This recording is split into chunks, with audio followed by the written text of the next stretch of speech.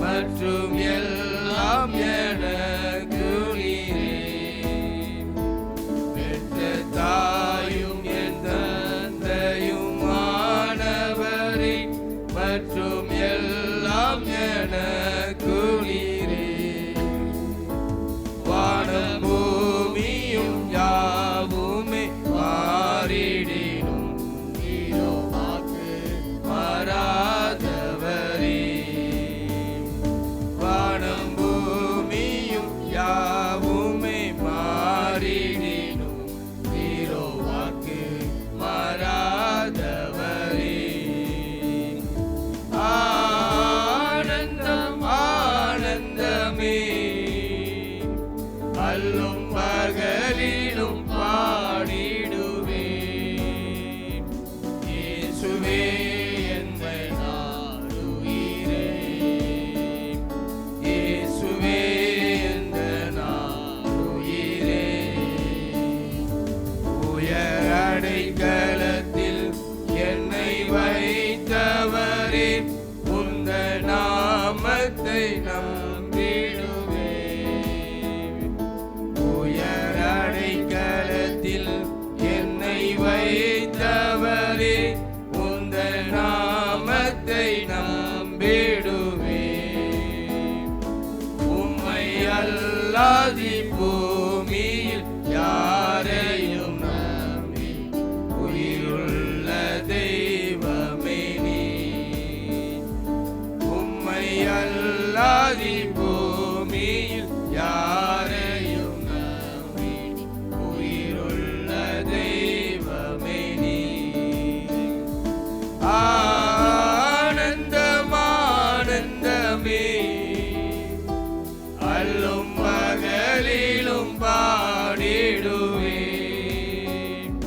இயேசுவே என்ற நாடுயிரே, இயேசுவே என்ற நாடுயிரே. எந்தன் சிருஷ்டிகரே, உம்மை நினைத்திடவே தந்த வாழிய நாட்களிலே. எந்தன் சிருஷ்டிகரே, உம்மை நினைத்திடவே தந்த நிலையில்லா நாட்களிலே. இந்த மாய உலகத்தை வெறுத்திட அளித்தி பரிசுத்த ஜீவியமே. இந்த மாய உலகத்தை வெறுத்திட அளித்தி பரிசுத்த ஜீவியமே.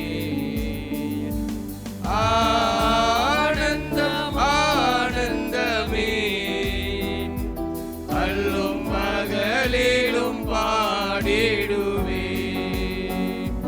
இயேசுவே எந்த நாடுயிரே, இயேசுவே எந்த நாடுயிரே. பொன் வெள்ளியுமோ பெரும் பேர் புகழோ மன ஆசையும் வீணல்லவோ. பொன் வெள்ளியுமோ பெரும் பேர் புகழோ மன ஆசையும் வீணல்லவோ. பரலோகத்தின் செல்வமே எல்லாரும் இயேசு போதும் எனக்கு நீரே. பரலோகத்தின் செல்வமே எல்லாரும் இயேசு போதும் எனக்கு நீரே. ஆனந்தம் ஆனந்தமே, அல்லும் பகலிலும் பாடிடுவேன். இயேசுவே எந்த நாடுயிரே, இயேசுவே எந்த நாடுயிரே. அல்லேலூயா.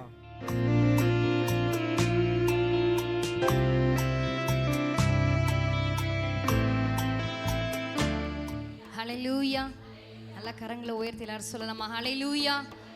காலை நேரத்தில் ஆண்டுடைய சமூகத்தில் வந்து ஆண்டவரை பாடி துதிப்பது ஒரு பெரிய பாக்கியம். ஞாயிற்றுக்கிழமை தோறும் ஆண்டுடைய சமூகத்தில் நம்ம கொஞ்ச நேரம் செலவிடுவது ஒரு பெரிய ஆசீர்வாதம். ஆமென். எத்தனை பேர் விசுவாசிக்கிறீங்க? ஓய்வு நாளை அனுசரிக்கிறவங்களுக்கு ஆண்டவர் பூமியின் உயர்ந்த இடங்களில் ஏறி இருக்க பண்ணுகிற ஆசீர்வாதங்கள் ஆண்டவர் தருகிற தெய்வமாக இருக்கிறார். ஆமென். சந்தோஷமாக கரங்களை தட்டி ஆண்டவருக்கு மகிமை செலுத்தலாமா? ஆமென். யோவான் 1:1 பார்க்குறோம். ஆதியிலே வார்த்தை இருந்தது, அந்த வார்த்தை தேவனிடத்தில் இருந்தது, அந்த வார்த்தை தேவனாய் இருந்தது. ஆதியில வார்த்தையாக இருந்த தெய்வம் அவர் மாம்சமாகி இந்த பூமியில வந்து நமக்காக பாலகனாக பிறந்து இன்றைக்கும் நம்மளுடைய பாவங்கள், சாபங்கள், நம்ம குடும்பத்தின் மேல இருக்கிற எல்லா காரியங்கள், அடிமைத்தனங்கள் எல்லாவற்றையும் அவர் சுமந்து கொண்டு நமக்காக சிலுவையை சுமந்து இன்னைக்கு நம்மளை ஒவ்வொருவரையும் வெற்றி சிறக்க பண்ணுகிற தெய்வமா இயேசு இருக்கிறார். ஆமென். விசுவாசிக்கிறீங்களா? உங்களுக்காக ஒரு பாலகன் பிறந்தார், உங்களுக்காக ஒரு குமாரன் கொடுக்கப்பட்டிருக்கிறார். நமக்கு ஒரு பெரிய சந்தோஷமே இயேசு என்னோடு இருப்பது தான். இம்மானுவேல் என்பதற்கு தேவன் நம்மோடு இருக்கிறார் என்பது தான் அர்த்தம். இயேசு உங்க கூட இருப்பது தான் ஒரு பெரிய பாக்கியம். இயேசு என் கூட இருக்கிறார் அப்படின்னு சொல்லி எத்தனை பேர் விசுவாசிக்கிறீங்க? அவர் என் கூட இருக்கிறதுனால தான் இன்னைக்கு நான் ஜீவிக்க முடியுது, நான் சுவாசிக்க முடிகிறது. ஆமென். இயேசு நம்ம வாழ்க்கையில இல்லைன்னா என்னைக்கும் நம்ம என்ன பண்ணிருப்போம்? என்னைக்கும் என்ன பண்ணிருப்போம்? இந்த உலகத்திலே இல்லாம போயிருப்போம். அவர் ஒவ்வொரு நாளும் கிருபையா நமக்கு ஜீவனை கொடுத்து நம்மளை வாழ வைக்கிறார், வேலை செய்ய வைக்கிறார், ஓட வைக்கிறார். அவர் நம்ம கூட இருப்பது தான் ஒரு பெரிய பாக்கியம். நல்ல உற்சாகமா கரங்களை தட்டி ஒரு பாடலை சேர்ந்து பாடலாமா? ஆதியில் வார்த்தையாக இருந்த எங்கள் தெய்வமே.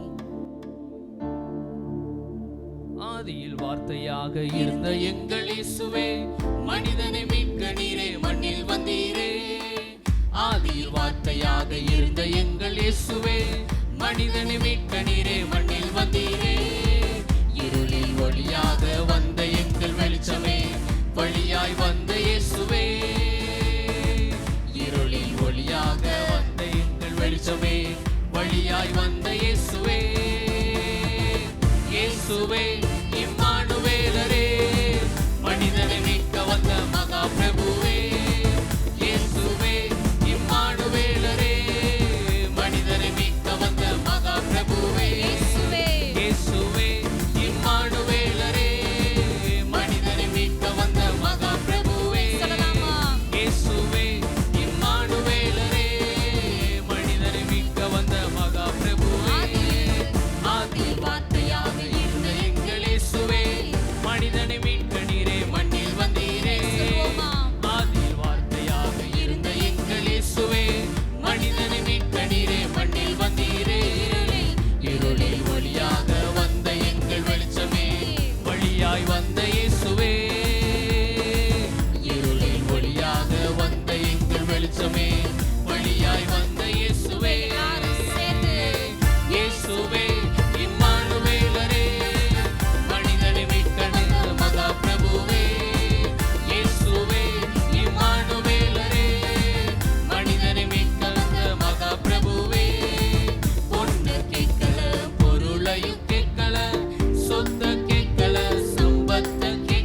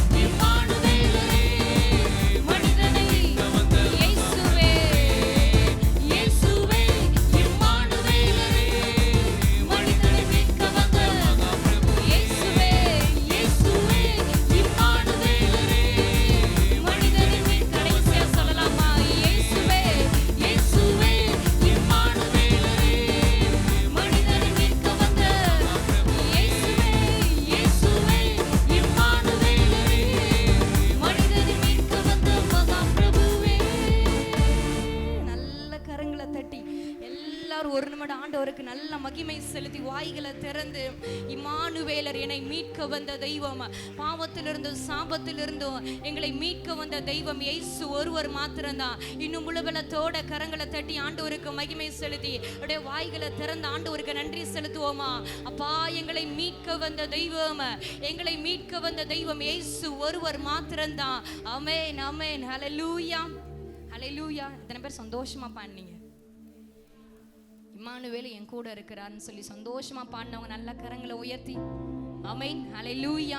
அவர் நம்மகிட்ட பொண்ணை கேட்கல, பொருளையும் கேட்கல, எதையுமே இயேசு நம்ம இடத்துல கேட்கல. அவர் கேட்டதெல்லாம் ஒன்னே ஒண்ணுதான். என்னது? நம்முடைய உள்ளம், இந்த இருதயம், இதுக்குள்ள நான் வாசம் பண்ணணும்னு சொல்லி விரும்பினார்.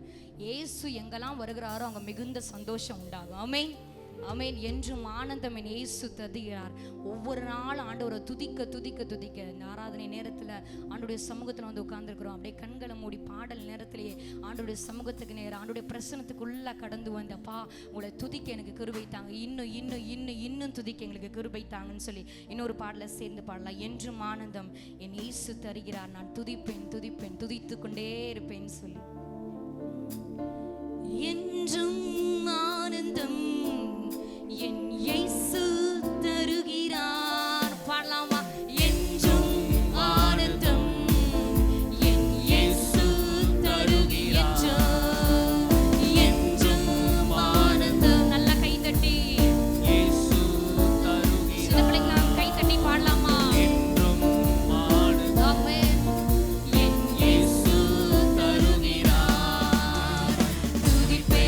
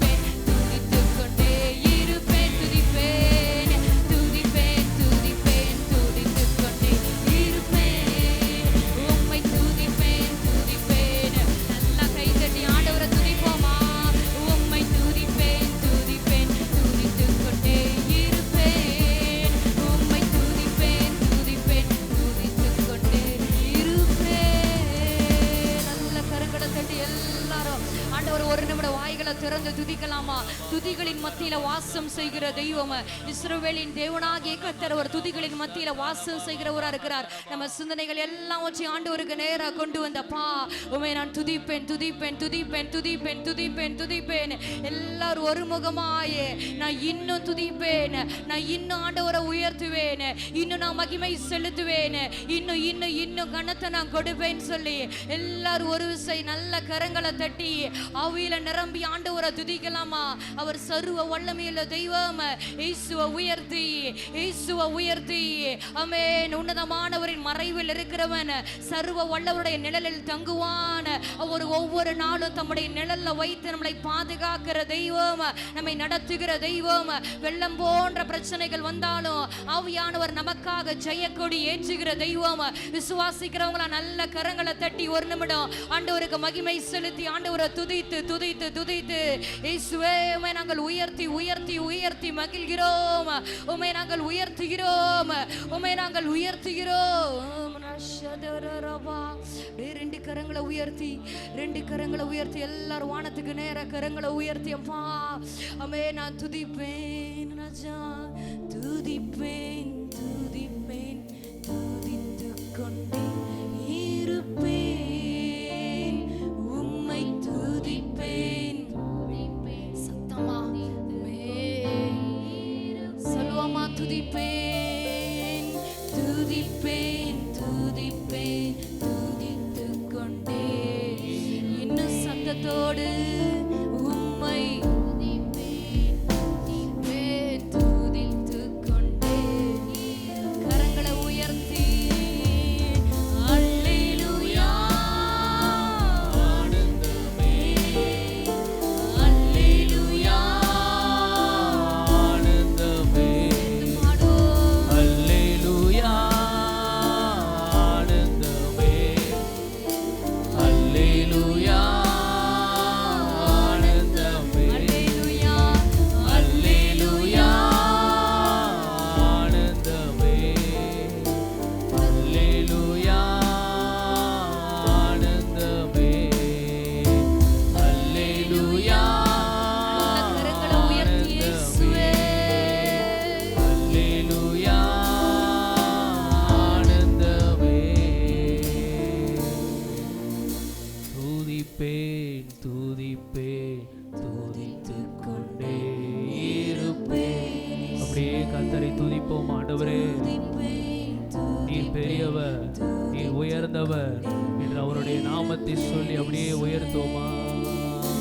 துதிப்பேன் துதிப்பேன் அந்த உயர்ந்த தேவனே, சர்வ வல்லவராகிய இயேசுவே, சகலவற்றையும் சிருஷ்டித்த தேவனே, இதுவரை உதவின எபினேசர், நம்மை கண்ட எல்ரோயியை அப்படியே துதிப்போம். ஆண்டவரே உள்ளத்தின் ஆழத்திலிருந்து அவை உயர்த்துங்க. அந்த காலை வேளையிலே அப்பா உம்மை துதிப்பே துதிப்பே துதி.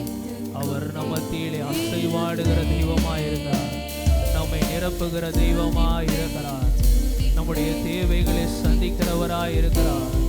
அவரை பார்த்து சொல்லும், ஆண்டவரே உம்மை துதிப்பேன். அவருடைய கிருபையினாலே நாம் நிலைநிற்கிறோம். நம்மை அழைத்த தேவன், நம்மை இதுவரை நடத்தின தேவன், நம்முடைய தேவைகளை சந்திக்கிற தேவனாய் அவர் இருந்திருக்கிறாரே. அவருடைய கிருபையினாலே நாம் நிலைநிற்கிறோம். என் கிருபை உனக்கு போதும் என்று சொன்ன தேவன் இந்த காலை வேளையில் கிருபையினாலே நம்மை நிரப்புகிறார். அநேகருடைய ஸ்தோத்திரத்தினால் கிருபை பெருகும் என்ற வார்த்தையின்படியே அப்படியே கர்த்தரை ஸ்தோத்தரிப்போம், அப்படியே கர்த்தரை துதிப்போம், கர்த்தரை உயர்த்துவோம். ஹல்லேலூயா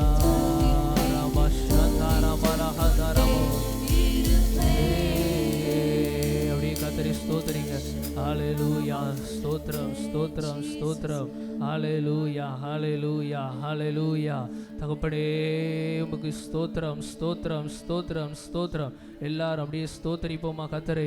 ஹல்லேலூயா ஹல்லேலூயா. நன்றி தகப்பனே, நன்றி தகப்பனே, நன்றி இயேசு ராஜா, நன்றி இயேசு ராஜா. ஹல்லேலூயா ஹல்லேலூயா. அப்பா, எங்களுக்கு சமாதானத்தை தருகிற தெய்வமே, சந்தோஷத்தை தருகிற தேவனே அப்பா. ஹல்லேலூயா ஹல்லேலூயா. ராம்பா ஷாதாராமரஹதரபா ராம்பரஹதரபா ஷந்தரலகதரபா ராம்பஹதரபா. அகிலத்தை ஆள்கிற தெய்வம், அவரால் கூடாத காரியம் என்று எதுவுமே இல்லை. நம்முடைய தேவைகளை சந்திக்கிற தெய்வமாய் இருக்கிறார், நம்மை கிருபையாய் நடத்துகிற தெய்வமாய் இருக்கிறார். அவரை பார்த்து சொல்லும், ஆண்டவரே நான் வாழ்ந்தது உங்க கிருபை, நான் வளர்ந்தது உங்க கிருபை, வைத்தீரே உம் கிருபையே.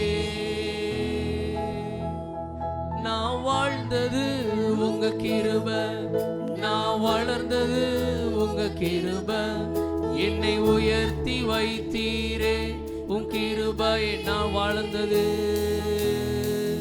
நான் வாழ்ந்தது உங்க கிருபை, நான் வளர்ந்தது உங்க கிருபை, என்னை உயர்த்தி வைத்தீரே கிருபையே. நான் வாழ்ந்தது உங்க கிருபை, நான் வளர்ந்தது உங்க கிருபை, என்னை உயர்த்தி வைத்தீரே உம் கிருபையே. உங்க கிருபை வேண்டுமே, உங்க கிருபை போதுமே, உங்க கிருபை இல்லாம நான் ஒன்றும் இல்லையே. உங்க கிருபை வேண்டுமே. அவரை பார்த்து சொல்லுவோம், போதுமே. உங்க கிருபை இல்லாமல் நான் ஒன்றும் இல்லை. உங்க கிருபை, உங்க கிருபை வேண்டுமே, உங்க கிருபை போதுமே. உங்க கிருபை இல்லாம நான் ஒன்றும் இல்லையே. உங்க கிருபை வேண்டுமே, உங்க கிருபை போதுமே. உங்க கிருபை இல்லாம நான் ஒன்றும் இல்லையே. இயேசுவே, நான் என்று சொல்ல எனக்கொன்றும் இல்லை, திறமன்னு சொல்ல என்னிடம் எதுவும் இல்லை. நான் என்று சொல்ல எனக்கொன்றும் இல்லை, திறமன்னு சொல்ல என்னிடம் எதுவும் இல்லை. தகுதியில்லா என்னை உயர்த்தியது உங்க கிருபை, தகுதியில்லா என்னை உயர்த்தியது உங்க கிருபை. உங்க கிருபை இல்லைனா நானும் இல்லை. அவரை பார்த்து சொல்லுமா, உங்க கிருபை இல்லைனா நானும் இல்லை. கரங்களை உயர்த்தி, உங்க கிருபை வேண்டுமே, உங்க கிருபை போதுமே. உங்க கிருபை இல்லாம நான் ஒன்றும் இல்லையே. உங்க கிருபை வேண்டுமே, உங்க கிருபை போதுமே. உங்க கிருபை இல்லாம நான் ஒன்றும் இல்லையே. உங்க கிருபை வேண்டுமே. அப்பா, உம்முடைய கிருபை எங்களுக்கு வேணும் அப்பா. உங்க கிருபை இல்லாம நான் ஒன்றும் இல்லையே. உங்க கிருபை வேண்டுமே, உங்க கிருபை போதுமே. உங்க கிருபை இல்லாம நான் ஒன்றும் இல்லையே. இயேசுவே, நான் என்று சொல்ல எனக்கொன்றும் இல்லை, திறமன்னு சொல்ல என்னிடம் எது. உணர்ந்து சொல்லும் ஆண்டவரே, நான் என்று சொல்ல எனக்கொன்றும் இல்லை, திறமன்னு சொல்ல என்னிடம் எதுவும்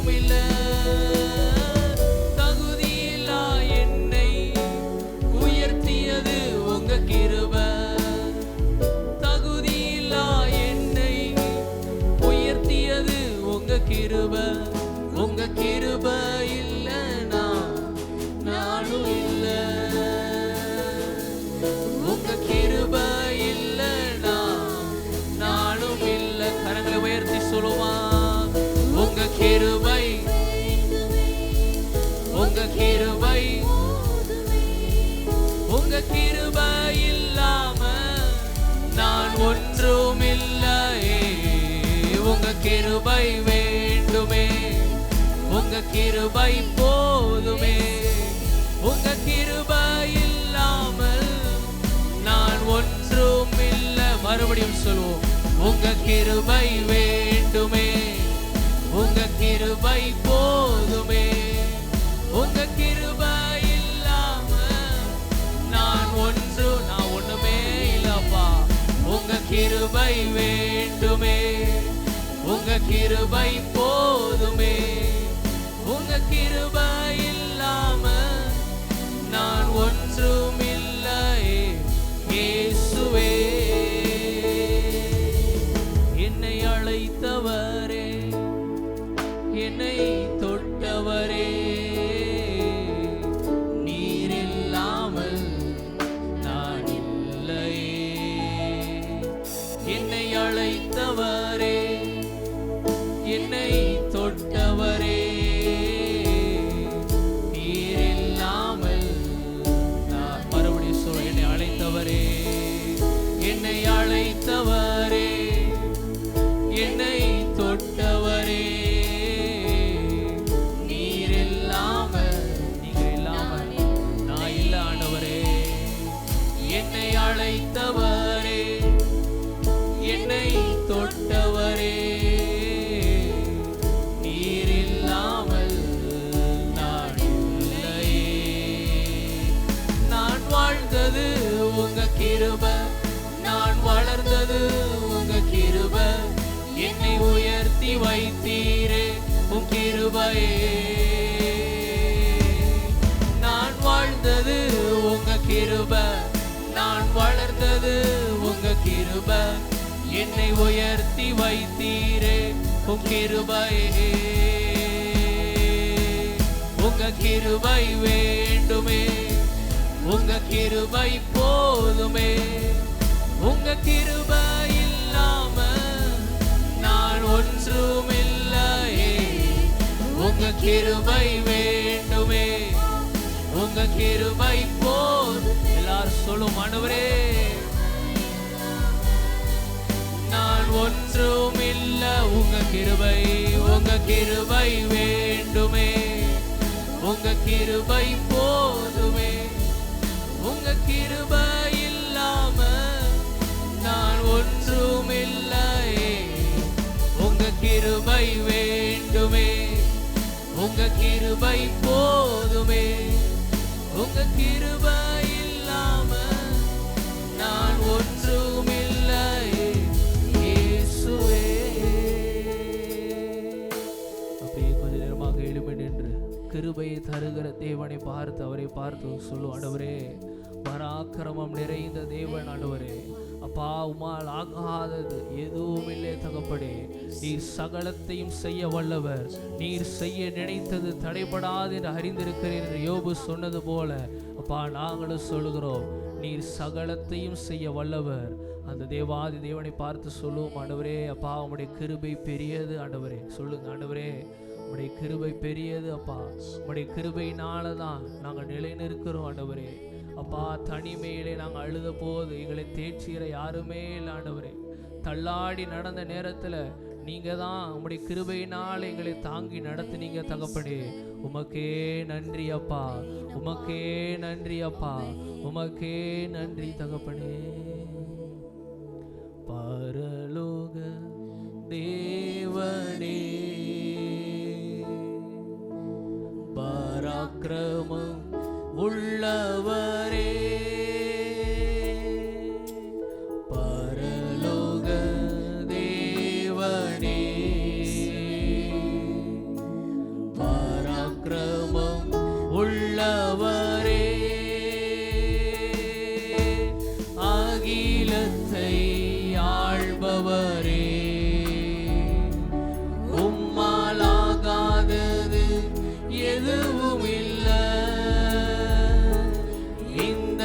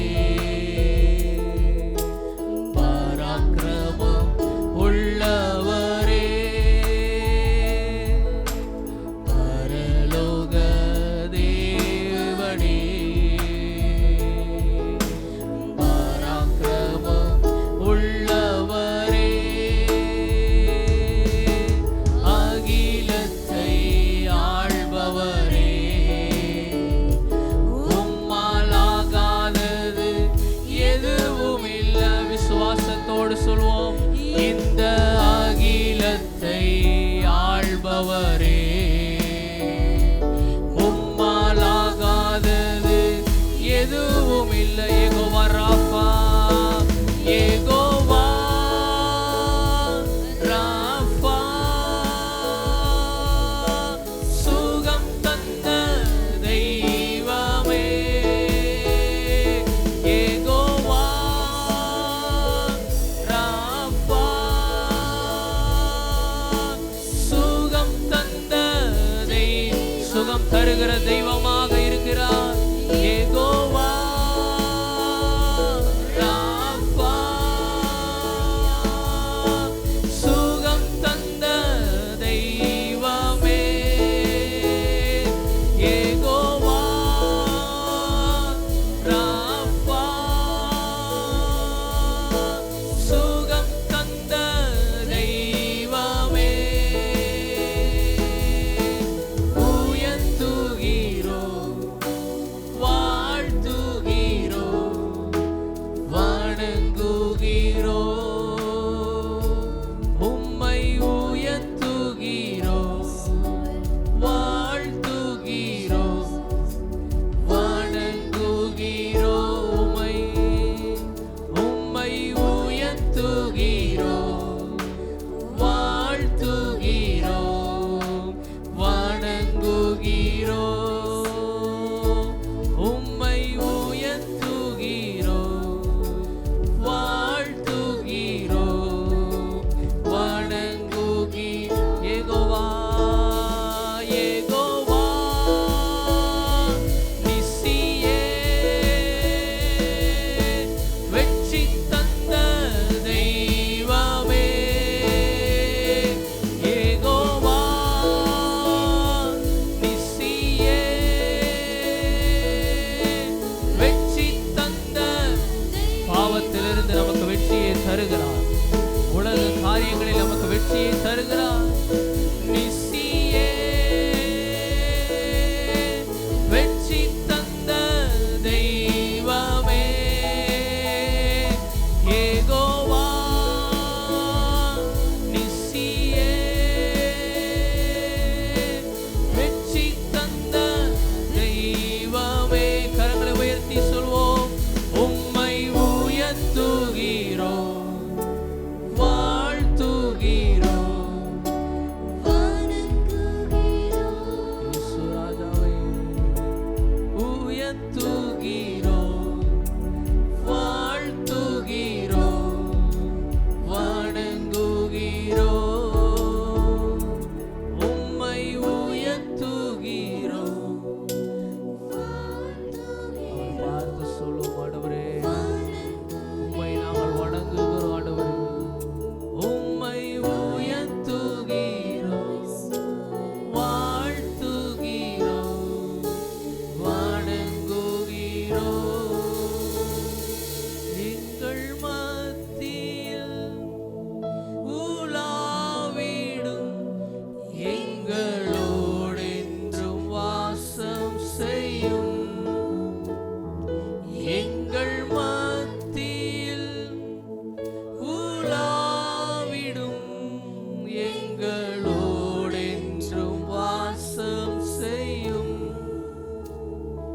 எங்கள் மத்தியில் உலாவிடும், எங்களோடென்றும். கரங்களை உயர்த்தி அவரை பார்த்து சொல்லுமா. எங்கள் மத்தியில் உலாவிடும், எங்களோடென்றும் வாசம் செய்யும்.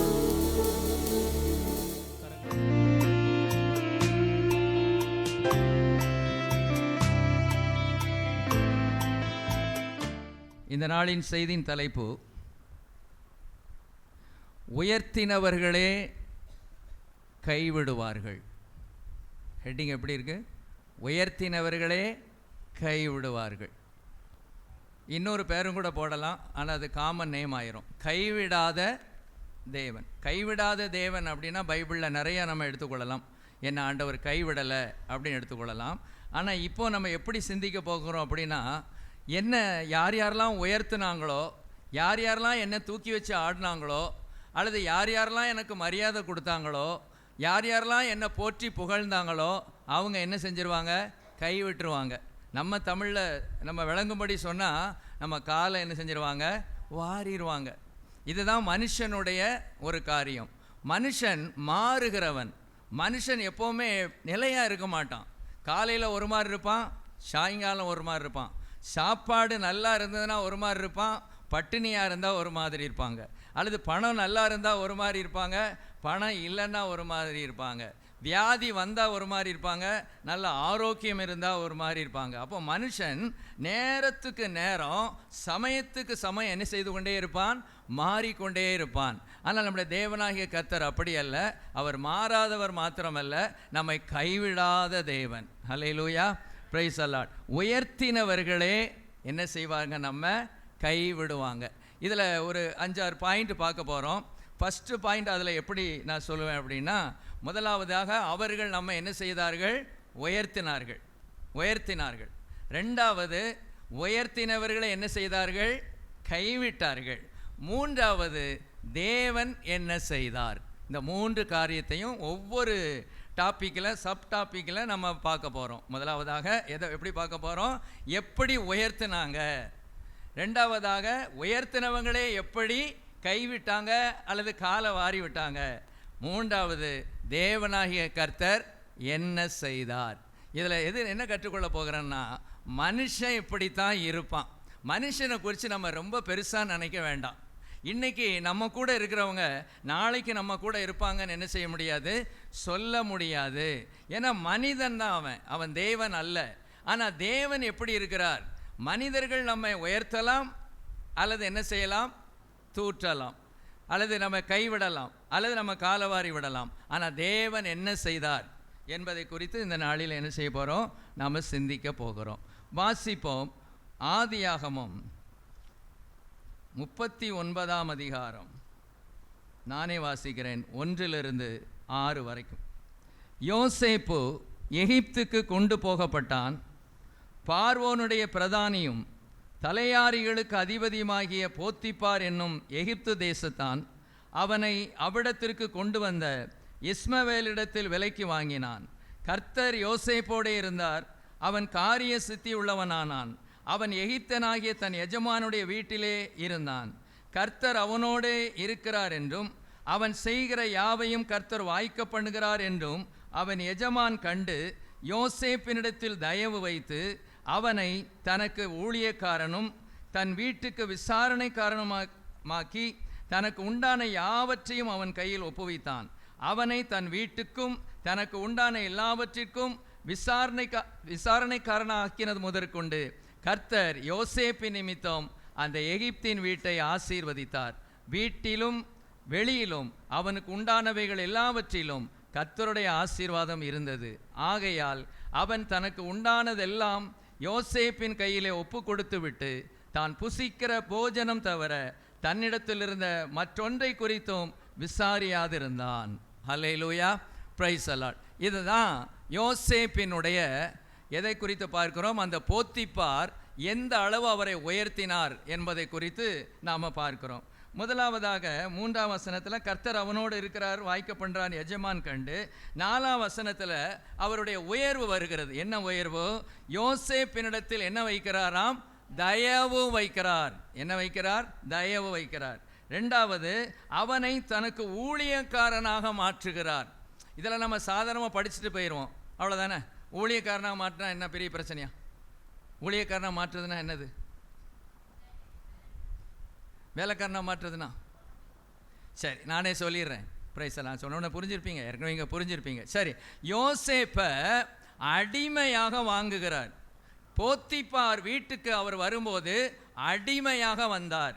இப்போ அவர் என்ன பண்ணுறாரு, அடிமைங்கிற ஸ்தானத்திலிருந்து அவருக்கு ஒரு உயர்வு கொடுக்கப்படுகிறது. போத்திப்பார் வீட்டிலே ஒரு ஊழியக்காரன், போத்திப்பார் வீட்டிலே அவனுக்கு ஒரு வேலை. அடிமைக்கும் வேலைக்காரனுக்கும் அல்லது ஊழியக்காரனுக்கும் பெரிய வித்தியாசம் இருக்குது. அடிமை என்பவன் 24 மணி நேரம் வேலை பார்க்கணும். அடிமை என்பவனுக்கு சம்பளம் கிடையாது, அடிமைக்கு போனஸ் கிடையாது. அவன் வாய் திறந்து பேச முடியாது. என்னை ஏன் எஜமா இப்படி நீங்கள் செய்கிறீங்கன்னு சொல்ல முடியாது. ஏன்னா அவனை விலைக்கு வாங்கி இருக்கிறார் அவர். அவர் ஒரு அடிமை மாதிரி தான், ஒரு மாடு மாதிரி தான். ஒரு மாடை என்ன செய்வாங்க, எவ்வளோ நேரம்னாலும் என்ன செய்வாங்க, வேலை வாங்குவாங்க. அவங்க ரெஸ்ட் கொடுக்குற நேரம் தான் அந்த மாடு ரெஸ்ட்டாக இருக்கும். அது மாதிரி அடிமைக்கு அவனுக்கு எந்த விதமான ஒரு பேச்சும் கிடையாது. அவன் சொல்லிக்கிட்டே இருக்கிற வரைக்கும் வேலை செய்யணும். சரி கொஞ்சம் ரெஸ்ட் எடுத்துக்கோ அப்படின்னு சொன்ன பிறகு தான் அவன் ரெஸ்ட் எடுக்க முடியும். ஆனால் வேலைக்காரன் அப்படி இல்லை, அவனுக்கு ஒரு டைம் உண்டு, அவ்வளோ நேரம் தான் வேலை பார்ப்பான். அதுக்கு அவனுக்கு என்ன உண்டு, சம்பளம் உண்டு. ஒரு வருஷம் முடிஞ்சால் அவனுக்கு என்ன உண்டு, போனஸ் உண்டு. அவனுக்கு சில உரிமைகள் உண்டு. அடிமைக்கு எந்த உரிமையும் கிடையாது. இப்போ போத்திபார் அவனை எப்படி எடுத்துக்கொண்டாய், தன்னுடைய வீட்டிலே அடிமையாக அல்ல, இப்பொழுது அவனை ஊழியக்காரனாக மாற்றிவிட்டார். அதே ஆள் என்ன செய்கிறாரு, தன் வீட்டுக்கு விசாரணைக்காரனுமாக்கினார். அடுத்த ப்ரமோஷன். விசாரணைக்காரன் என்றால் ஓவர்சியர்னு வைத்துக்கொள்ளலாம், அல்லது ஒரு சூப்பர்வைசர். விசாரிக்கிற இடத்துல அவனை ஊழியக்காரன் வேலை செய்கிற இடத்துல இருந்து சூப்பர்வைசர் என்கிற ஒரு பெரிய பொறுப்புக்கு அவர் என்ன செய்கிறாரு, கொண்டு போகிறாரு. அடுத்தது நீங்கள் பார்த்தீங்கன்னா, தனக்கு உண்டான யாவற்றையும் அவன் கையில் ஒப்புவித்தான். அடுத்தது என்ன வந்துடுறாருன்னா, மேனேஜர் அப்படிங்கிற லெவலுக்கு வந்துடுறாரு, டாப் போஸ்ட்டுக்கு என்ன செஞ்சிடறாரு, வந்துடுறாரு. எவ்வளோ பெரிய காரியம் பாருங்கள். இதெல்லாம் அவ்வளோ ஈஸியாக வர முடியாது. ஒரு கவர்மெண்ட்டில் வேலை பார்த்தா கூட படிப்படியாகத்தான் என்ன செய்ய முடியும், முன்னேற முடியும். ரொம்ப கஷ்டம்தான், பல வருஷங்கள் ஆகும். ஆனால் இவருக்கு ரொம்ப சீக்கிரமாக என்ன செஞ்சுக்கிட்டே இருக்குது, ப்ரமோஷன் வந்துக்கிட்டே இருக்குது. 6ஆம் வசனத்தில் பார்த்தீங்கன்னா, தான் புசிக்கிற போஜனம் தவிர தன்னிடத்தில் இருந்த மற்றொன்றை குறித்தும் விசாரியாமல் இருந்தான். டோட்டலாக மேலே கொண்டு போயிட்டார். டாப் போத்திபாருடைய மனைவி. அதுக்கு அடுத்த ஸ்தானத்தில் யார் வந்தாச்சு, யோசேப்பு வந்தாச்சு. இந்த அளவு ஒரு உயர்வு. இன்னும் கொஞ்சம் உயர்வாக சொல்கிறேன், 9ஆம் வசனத்தில் இருக்கு, இந்த வீட்டிலே என்னிலும் பெரியவன் இல்லை அப்படின்னு சொல்லக்கூடிய அளவுக்கு யோசேப்பை போத்திபார் என்ன செய்தார், உயர்த்தினார். அல்லேலூயா. அவர் என்ன நினச்சிருப்பார், யோசேப்பு ரொம்ப சந்தோஷப்பட்டிருப்பார், ரொம்ப மகிழ்ச்சி அடைந்திருப்பார். நல்ல இடத்துக்கு தான் நான் வந்திருக்கிறேன், கர்த்தர் என்ன சரியான இடத்துக்கு தான் கொண்டு வந்திருக்கிறாரு. நான் அடிமையாகி அப்படியே ஒன்றும் இல்லாமல் போயிடுவேன்னு நினச்சேன். ஆனால் கர்த்தர் என்ன கொண்டு வந்திருக்கிறாரு, நல்ல இடத்துக்கு கொண்டு வந்திருக்கிறாரு அப்படின்னு என்ன செய்கிறார், அவர் நினைக்கிறார். இந்த இடத்துல இன்னொரு சின்ன ஒரு பாயிண்ட்டையும் சொல்ல நான் விரும்புகிறேன். பார்வையில் எப்படி வித்தியாசம் இருக்குது, நம்ம பாயிண்ட் இல்லை இருந்தாலும் அதை வந்ததுனால நான் சொல்கிறேன். பார்வையில் வித்தியாசம். போத்திபார் எதை பார்க்குறாரு பாருங்க, கர்த்தர் அவனோடு இருக்கிறார் என்றும் அவன் செய்கிற யாவையும் கர்த்தர் வாய்க்க பண்ணுகிறார் என்றும் அவன் எஜமான் கண்டார். அல்லேலூயா. நம்ம சிலர் காண்கிற விதம் வித்தியாசமாக தான் இருக்கும், ஒன்று போல் என்ன செய்யாது, இருக்காது. எஜமான் எப்படி போத்திபார் எப்படி பார்க்குறாரு, கர்த்தர் அவனோடு இருக்கிறார் என்பதை பார்த்தார். அந்த அம்மா எப்படி பார்த்தாங்க, 7ஆம் வசனம், சில நாள் சென்ற பின்பு அவனுடைய எஜமானின் மனைவி யோசேப்பின் மேல் கண்டாள். யோசேப்பு அழகான ரூபமும் சௌந்தரிய முகம் உள்ளவனாய் இருந்தான். அப்போ இதை யார் பார்த்தா, அந்த அம்மா பார்க்குறாங்க. அவர் எப்படி பார்க்குறாரு, கர்த்தர் கூட இருக்கிறாருன்னு பார்க்குறாரு. இந்த அம்மா எப்படி பார்க்குறாங்க, இவருடைய அழகையும் வெளித்தோற்றத்தையும் என்ன செய்கிறாங்க, பார்க்குறாங்க. பார்வையில் வித்தியாசம் இருக்கும். இந்த உலகத்தில் எல்லாரும் நம்மளை நல்லவனாக பார்க்கவே மாட்டாங்க. ஒருத்தர் நம்ம நல்லவராக பார்ப்பார், இன்னொருத்தர் நம்ம கெட்டவராக பார்ப்பார். இவங்க பார்க்கறதுனால, இவங்க பேசுறதுனால நாம் அப்படி மாறிடுறதில்ல. ஆனால் நாம் எப்படி இருக்கிறோங்கிறத நம்ம கவனிக்கணும். அல்லேலூயா. யோசேப்பிடத்தில் கர்த்தர் கூட இருக்கிறார் என்பதை அவர் பார்த்து அவர் என்ன செய்கிறார், இவ்வளோ ப்ரமோஷனை கொடுக்குறாரு. ஆனால் இந்த அம்மா அவருடைய அழகை பார்த்து அந்த அம்மா அவனை அடைய வேண்டும் என்று என்ன செய்கிறாங்க, ஈச்சிக்கிறதை நாம் பார்க்கிறோம். சரி, நம்ம நான் பாயிண்ட்டுக்கு வந்துடுறேன். இப்போ போத்திபாரால் யோசேப்பு என்ன செய்யப்படுகிறார், உயர்த்தப்படுகிறார். எந்த யோசேப்பை உயர்த்தினாரோ அதே யோசேப்பை 19:20 நீங்கள் இப்போ வாசிங்க. ஆதியாகமம் 39. வேலைக்காரன் எனக்கு இப்படி செய்தான் என்று தன் மனைவி தன்னோட சொன்ன வார்த்தைகளை அவனுடைய எஜமான் கேட்டபோது அவனுக்கு கோபம் உண்டது. யோசேப்பின் எஜமான் அவனை பிடித்து ராஜாவின் கட்டளையால் காவலில் வைக்கப்பட்டவர்கள் இருக்கும் சிறைச்சாலையிலே அவனை ஒப்புவித்தான். அந்த சிறைச்சாலையில் அவன் இருந்தான். Price the Lord. ஹல்லேலூயா.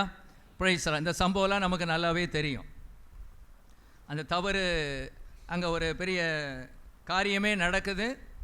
இந்த யோசேப்பு தவறு செய்யாமல் தப்பித்து கொள்ளுகிறார், ஓடி போயிட்டார். ஆனால் அந்த அம்மா செய்யாத குற்றத்தை யோசேப்பின் மீது அபாண்ட பழியை போடுறாங்க. அந்த அபாண்ட பழியை கேட்ட உடனே அவர், உம்முடைய வேலைக்காரன் எனக்கு இப்படி செய்தான் என்று தன் மனைவி தன்னோடு சொன்ன வார்த்தைகளை அவனுடைய எஜமான் கேட்டபோது அவனுக்கு கோபம் உண்டது. இதில் போத்திபார் மேலே ஒரு மிஸ்டேக் என்ன செய்து இருக்கு. கர்த்தர் அவனோடு கூட இருக்கிறார். அவன்கிட்ட எந்த குற்றத்தையும் நம்ம கண்டுபிடிக்கவே முடியலை.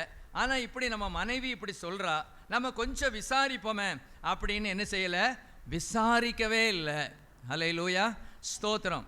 அவர் நேரடியாக டோட்டலாக யாரை நம்பிட்டாரு, அந்த அம்மாவை என்ன செஞ்சிட்டாரு, நம்பிட்டாரு. ஆகவே அவருக்கு என்ன வந்துச்சு, கோபம் வந்துருச்சு.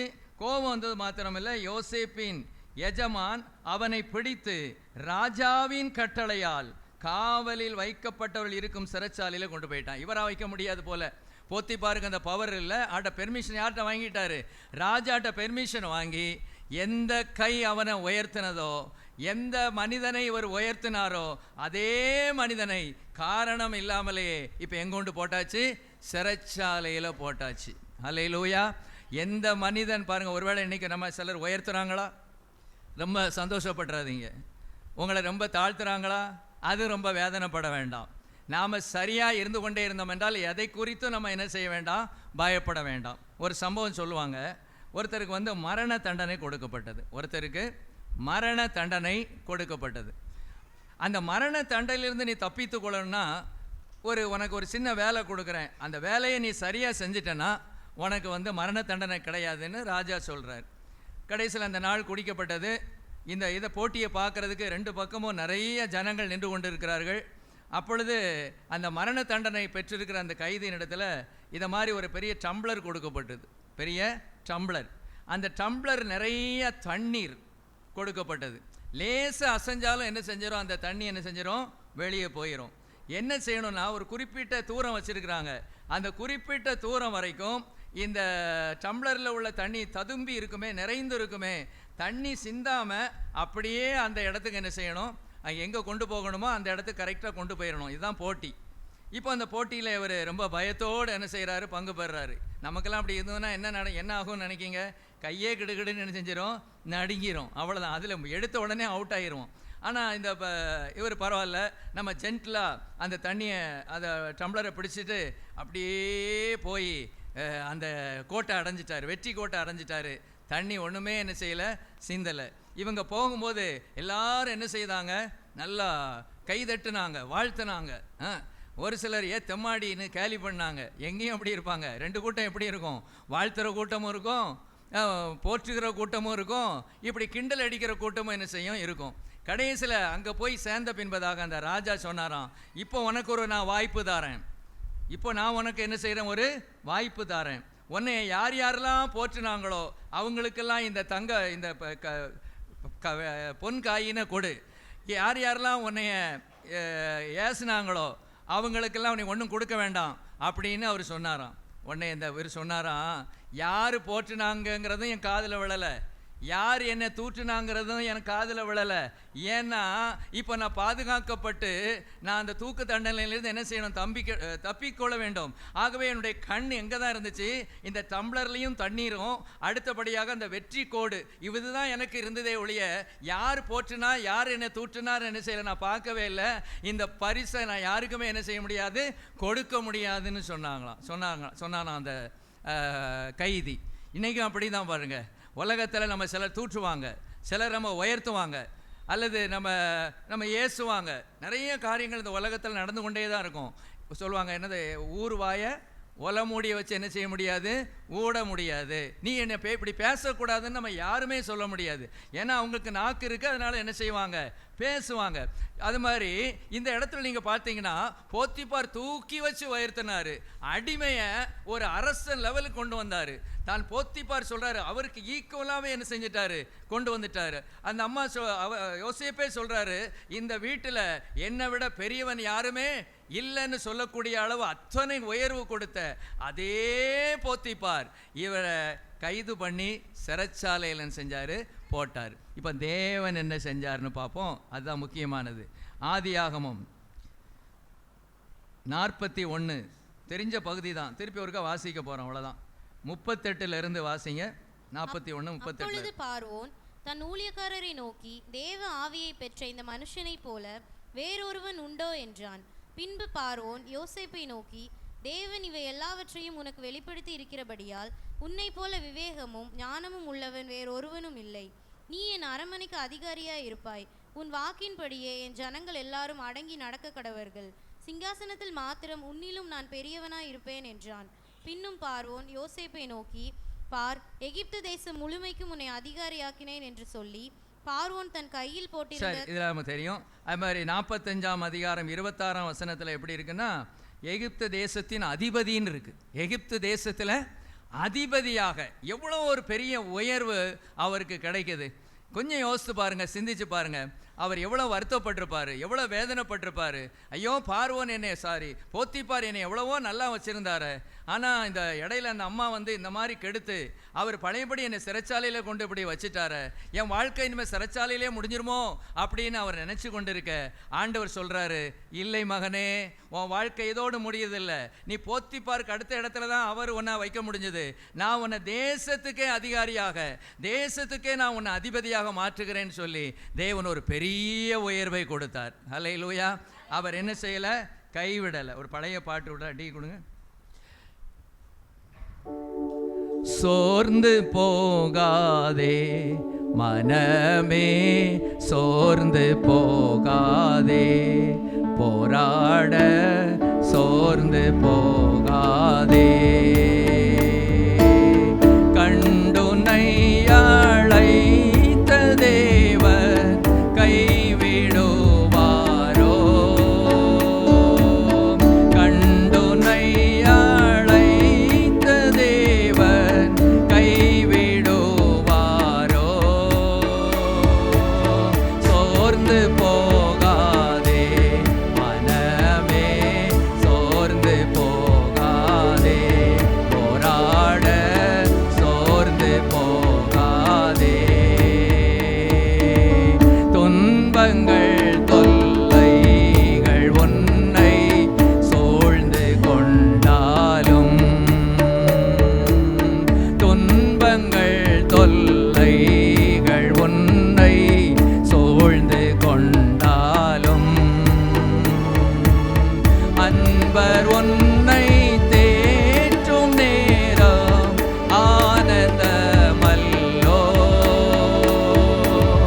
அன்பர் உன்னை தேற்றும் நேரம் ஆனந்தமல்லோ, சோர்ந்து போகாதே மனமே, சோர்ந்து போகாதே, போராட சோர்ந்து போகாதே. அல்லேலூயா. கண்டுன்னை அழைத்த தேவன் கைவிடுவாரோ? நம்ம கைவிட்டுருவாரா? அல்லேலூயா. இந்த வருஷத்தின் ஆரம்பத்திலிருந்து இப்போது வரை நம்மை பாதுகாத்தவர், நம்முடைய காரியங்களை பொறுப்படுத்தி கொண்டவர் நம்ம கைவிட்டுருவார்னு நினைக்கிறீங்களா? ஒருபோதும், நெவர். அவர் நம்ம கைவிடவே மாட்டார். கைவிட மாட்டார்ங்கிறது மாத்திரமல்ல, அவர் நம்ம என்ன செய்வார், உயர்த்துவார். மனிதன் உயர்வு ஒரு அளவுக்கு தான் இருக்கும், ஆனால் தேவன் கொடுக்கிற உயர்வு ரொம்ப சிறந்ததாக இருக்கும். அல்லேலூயா, ஸ்தோத்திரம். சரி, ரெண்டாவது ஒரு நபரை குறித்து நம்ம பார்ப்போம். ஆதியாகமம் 16ஆம் அதிகாரம், ஆதியாகமம் 16 2ஆம் வசனத்திலிருந்து, சாராய் ஆபிராமை நோக்கி, நான் பிள்ளை பெறாதபடிக்கு கர்த்தர் என் கற்பத்தை அடைத்திருக்கிறார், என் அடிமை பெண்ணோடே சேரும், ஒருவேளை அவளால் என் வீடு கட்டப்படும் என்றாள். சாராயின் வார்த்தைக்கு ஆபிராம் செவி கொடுத்தான். ஆபிராம் கானான் தேசத்தில் 10 வருஷம் குடியிருந்த பின்பு ஆபிராமின் மனைவியாகிய சாராய் எகிப்து தேசத்தாளான தன் அடிமை பெண்ணாகிய ஆகாரை அழைத்து அவளை தன் புருஷனாகிய ஆபிராமுக்கு மறுமனையாட்டியாக கொடுத்தாள். அல்லேலூயா, ஸ்தோத்திரம். இந்த இடத்துல அந்த உலக வழக்கத்தின்படி அன்னைக்கு அவங்க அப்படி செஞ்சாங்க. சாராள், கர்த்தருடைய வழக்கம் அது அல்ல. இன்னொன்று, பழைய உடன்படிக்கையிலே இது ஒரு பெரிய குற்றமாக என்ன செய்யப்படவில்லை, பார்க்கப்படவில்லை. பழைய உடன்படிக்கைக்கும் புதிய உடன்படிக்கைக்கும் நிறைய வித்தியாசம் இருக்குது. அதை நம்ம புரிந்து கொள்ள வேண்டும். பழைய உடன்படிக்கையிலே தேவன் ஆதாமுக்கு எத்தனை மனைவியை உண்டாக்குனார்? ஒரே மனைவி தான். அப்போ தேவனுடைய சித்தம் ஒருவனுக்கு ஒருத்தி என்பது தான் தேவனுடைய சித்தம். ஆனால் 4ஆம் வட்டத்தில் சில காரியங்களுக்காக தேவன் அதை என்ன செய்கிறார்? அனுமதித்தார். பல தாரமானங்களை தேவன் அனுமதித்தார். ஆனால் தேவனுடைய பூரண சித்தம் அதுவல்ல. பூரண சித்தம் எதுதான்? ஒரே மனைவியோடு வாழணும் அப்படிங்கிறது தான் தேவனுடைய சித்தம். நம்ம ஏற்கனவே சிந்திச்சிருக்கிறோம் தேவன் ஏன் அந்த நாட்களில் அதை அனுமதித்தார் அப்படிங்கிறத இன்னொரு நாள் நம்ம சிந்திச்சிருக்கிறோம். அதை இப்போ நம்ம பார்க்க வேண்டாம். சரி, இப்போ ஆபிரகாமுக்கு குழந்தை இல்லை. இன்றைக்கி குழந்தை இல்லை அப்படின்னா நம்ம என்ன செய்வோம்? ட்ரீட்மெண்ட் எடுப்போம், டாக்டர்ஸ்கிட்ட போவோம், கணவனுக்கு குறைவு இருக்கா, மனைவிக்கு குறைவு இருக்கான்னு பார்ப்போம். அதை சரி பண்ணுவதற்கு மாத்திரை மருந்துகள்லாம் இருக்குது. இப்போ ஒன்றுமே வழி இல்லையா, வாடகை தாயின்னு ஒன்று இருக்குது. இப்படி பல வகைகளிலே நாம் என்ன செய்கிறோம்? முயற்சி செய்கிறோம் இந்த நாட்களிலே. ஆனால் அந்த நாட்களிலே அப்படி ஒரு வழி இல்லை. அப்போ என்ன செய்வாங்க அப்படின்னா, இவர் ஒரு பெரிய சொத்துக்கு அதிபதியாக இருக்கிறார், பொன்னும் வெள்ளியும் உள்ள சீமானாக இருக்கிறார். அப்போ இவருக்கு ஒரு வாரிசு வேணும். அப்போ இவருடைய வித்தாவது ஒன்று வேணும். ஆகவே அவரும் அதை என்ன செய்தார்? ஏற்றுக்கிட்டார். ஆகாரை இப்போ என்ன பண்ணியாச்சு? திருமணம் பண்ணியாச்சு, மறுமனை ஆட்டியாக ஏற்றுக்கொண்டாச்சு. இது அவளுக்கு உயர்வா அல்லது தாழ்வா? உயர்வு தான். அவள் ஒரு அடிமை பெண்ணாகத்தான் வந்தது எப்படி தான்? அடிமை பெண். ஆனால் இவள் அடிமை பெண் இந்த அளவு கொடுக்கக்கூடிய அளவு வந்தான்னா அவள் எப்படி இந்த சாராளை கவர்ச்சித்திருப்பா? அதுக்கு சொல்லுங்களேன். எப்படி இந்த ஆகாரு தான் எத்தனை பேர் இருக்கிறாங்க, எத்தனையோ வேலைக்காரிகள் இருக்கிறாங்க, எகிப்து தேசத்திலிருந்து வந்த எத்தனையோ பேர் இருக்கிறாங்க. ஆனால் ஆகாரை எதுக்கு கொடுத்தா? சாராளமாக எதுக்கு கொடுத்தாங்க? அவளுடைய பார்வையிலே இந்த அம்மா எப்படி இருக்காங்க? உண்மையாய், கீழ்ப்படிதல் உள்ளவளாய், ரொம்ப மரியாதை கொடுக்கிறவளாய், இந்த அம்மா என்ன சொன்னாலும் அதுக்கு கீழ்ப்படிந்து நடக்கிற ஒரு பெண்மணியாக இருந்த உடனே ஆட்டோமேட்டிக்காக என்ன செஞ்சாங்க? கொடுத்தாங்க. இன்றைக்கும் அரசியல் அந்த மாதிரிலாம் செய்தாங்க. சில அம்மாமார்கள்லாம் விசுவாசம் உள்ளவங்க கையில் கொடுத்தாங்க. இன்னொரு அம்மா தனக்கு விசுவாசம் உள்ள கையில் கொடுத்தாங்க. அவர் கடைசியில் என்ன பண்ணிட்டாரு? அந்த அம்மாவுக்கு என்ன செஞ்சிட்டாரு? துரோகம் பண்ணிட்டார். இதெல்லாம் சாதாரணமாக இந்த நாட்களில் நடக்கிற ஒரு காரியங்கள் தான். அதே தான் அன்னைக்கும் நடந்தது. இந்த அம்மாவை ரொம்ப நம்ம கோவப்படணும், எரிச்சல் படணும் இல்லை. சில மனிதர்களுக்கு அதாவது அவங்க இல்லாமையில் இருக்கும்போது ஒரு குணம் இருக்குது, நல்லா இருக்கும்போது ஒரு குணம் மாறுது. வேலையே இல்லைன்னா குணம் ஒரு மாதிரி இருக்குது, நல்ல வேலை கிடச்சி சம்பளம் நிறைய வாங்கியாச்சுன்னா குணம் இன்னொரு விதமாக மாறிடுது. அதான் மனிதன் எப்படிப்பட்டவன் தான்? மாறுகிறவன். அப்போ திருமணம் ஆன உடனே இவள் கற்பந்தரித்த உடனே தன்னுடைய நாச்சியாரை எப்படி நினைக்கிறா? அற்பமாக நினைக்கிறாள். ஏமா, இவா தானே உனக்கு மரியாதை கொடுத்தா, இவா தான் இந்த அளவு நீ வர்றதுக்கு காரணம் யாரு? ஆபிரகாம் இருக்கட்டும், முதல்ல யாரு காரணம்? சாராள். அதுக்குள்ளே அவருடைய குணம் என்ன செஞ்சிருச்சு?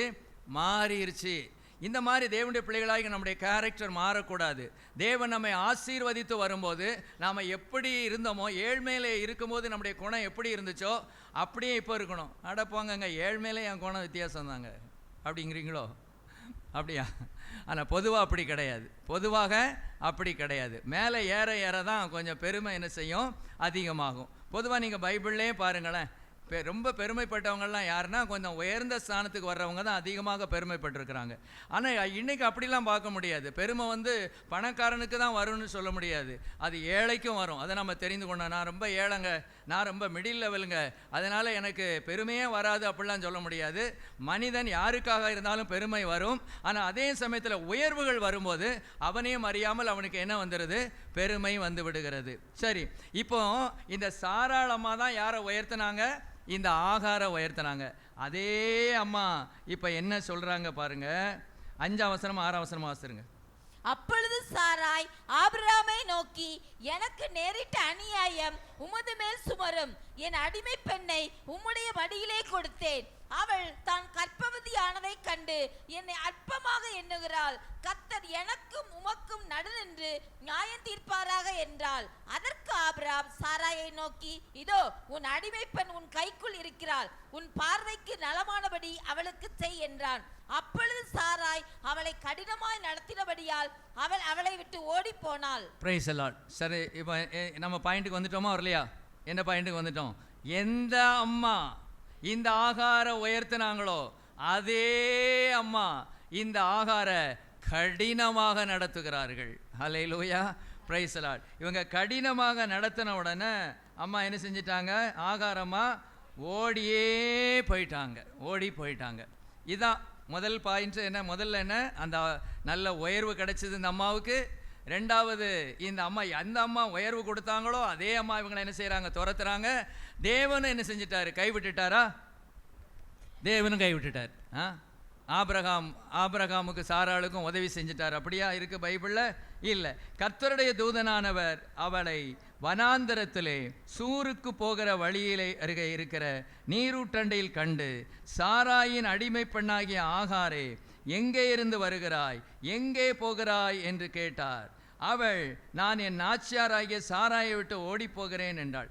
சில சமயம் ஆண்டவருடைய கேள்விகள்லாம் கேட்பார், ஒன்றுமே தெரியாத மாதிரி கேட்பார். இதான் எனக்கு ஆச்சரியமாக இருக்கும். ஆதாமே, நீ எங்கே இருக்கிறாய்? காயினே, உன் சகோதரனாகிய ஆபேல் எங்கே அப்படின்னு என்ன செய்தார், கேட்டார். இங்கே அதே மாதிரி தான் கேட்குறாரு. ஏன்னா அதுலையாவது உண்மையை சொல்கிறானா பார்ப்போம் அப்படின்னு. இந்த அம்மா இப்படி சொல்லலை, எங்கேருந்து வந்தால் உமக்கு என்னையா?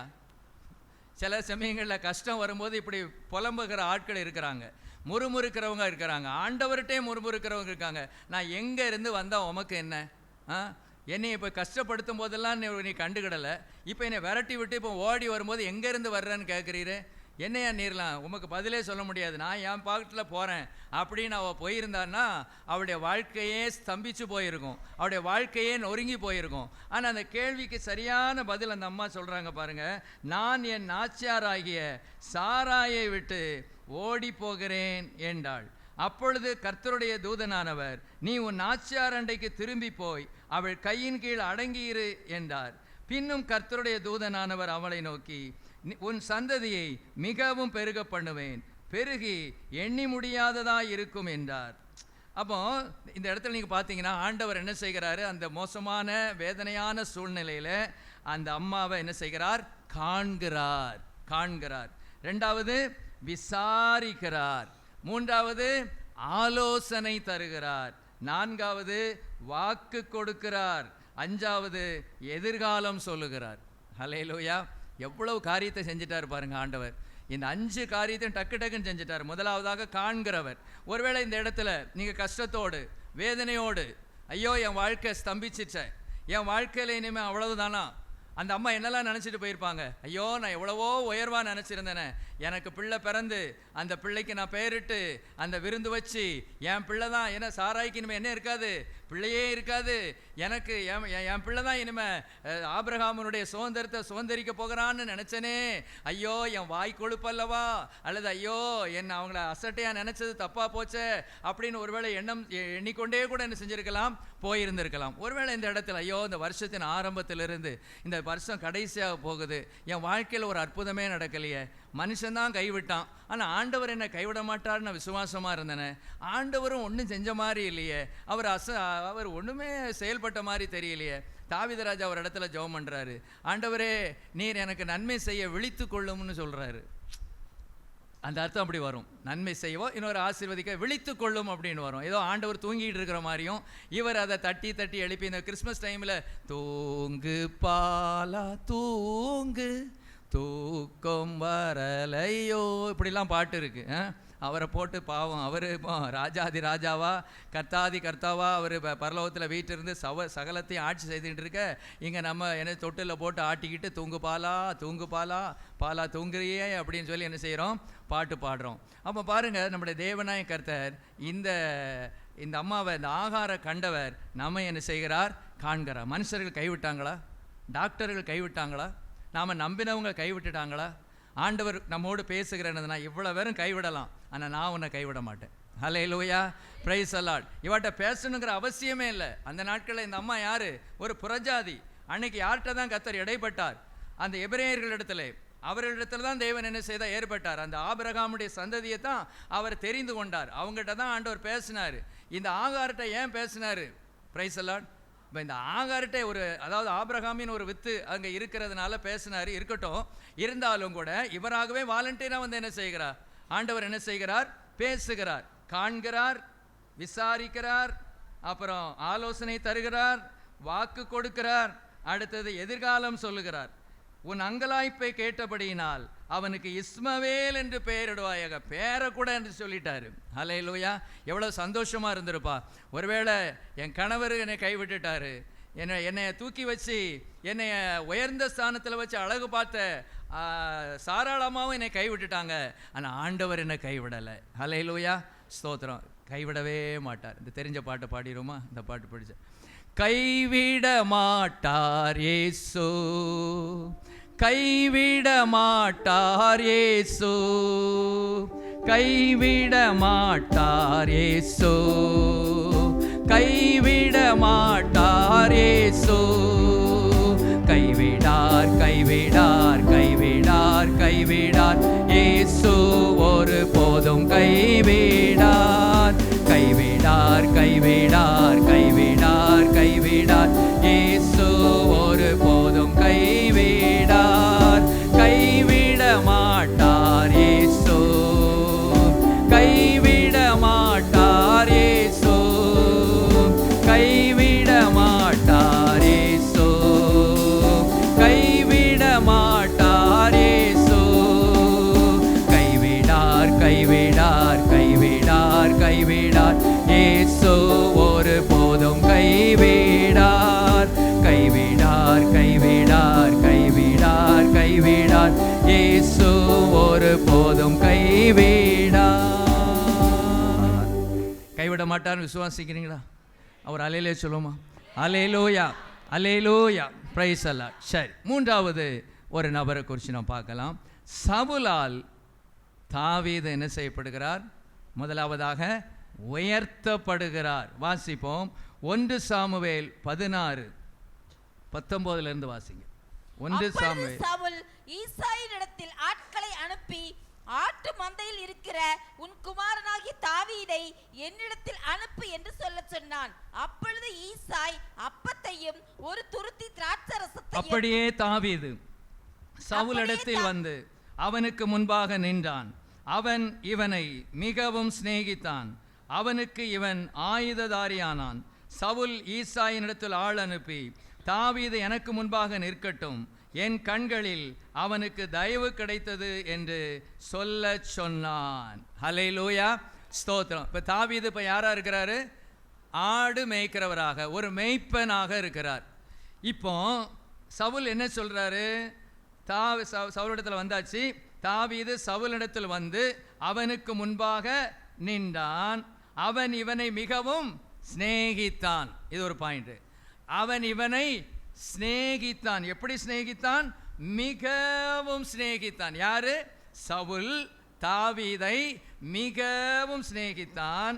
அவனுக்கு இவன் ஆயுததாரியானான். வந்த உடனே என்ன தாரி? ஆயுததாரி. ஆயுததாரின்னா என்னன்னு தெரியுங்களா உங்களுக்கு? அந்த நாட்களில் ராஜா யுத்தத்துக்கு போகும்போது அந்த ஆயுதங்களை சுமந்து கொண்டு ஒருத்தன் முன்னால் போவான். அதுதான் யாரு? ஆயுததாரி.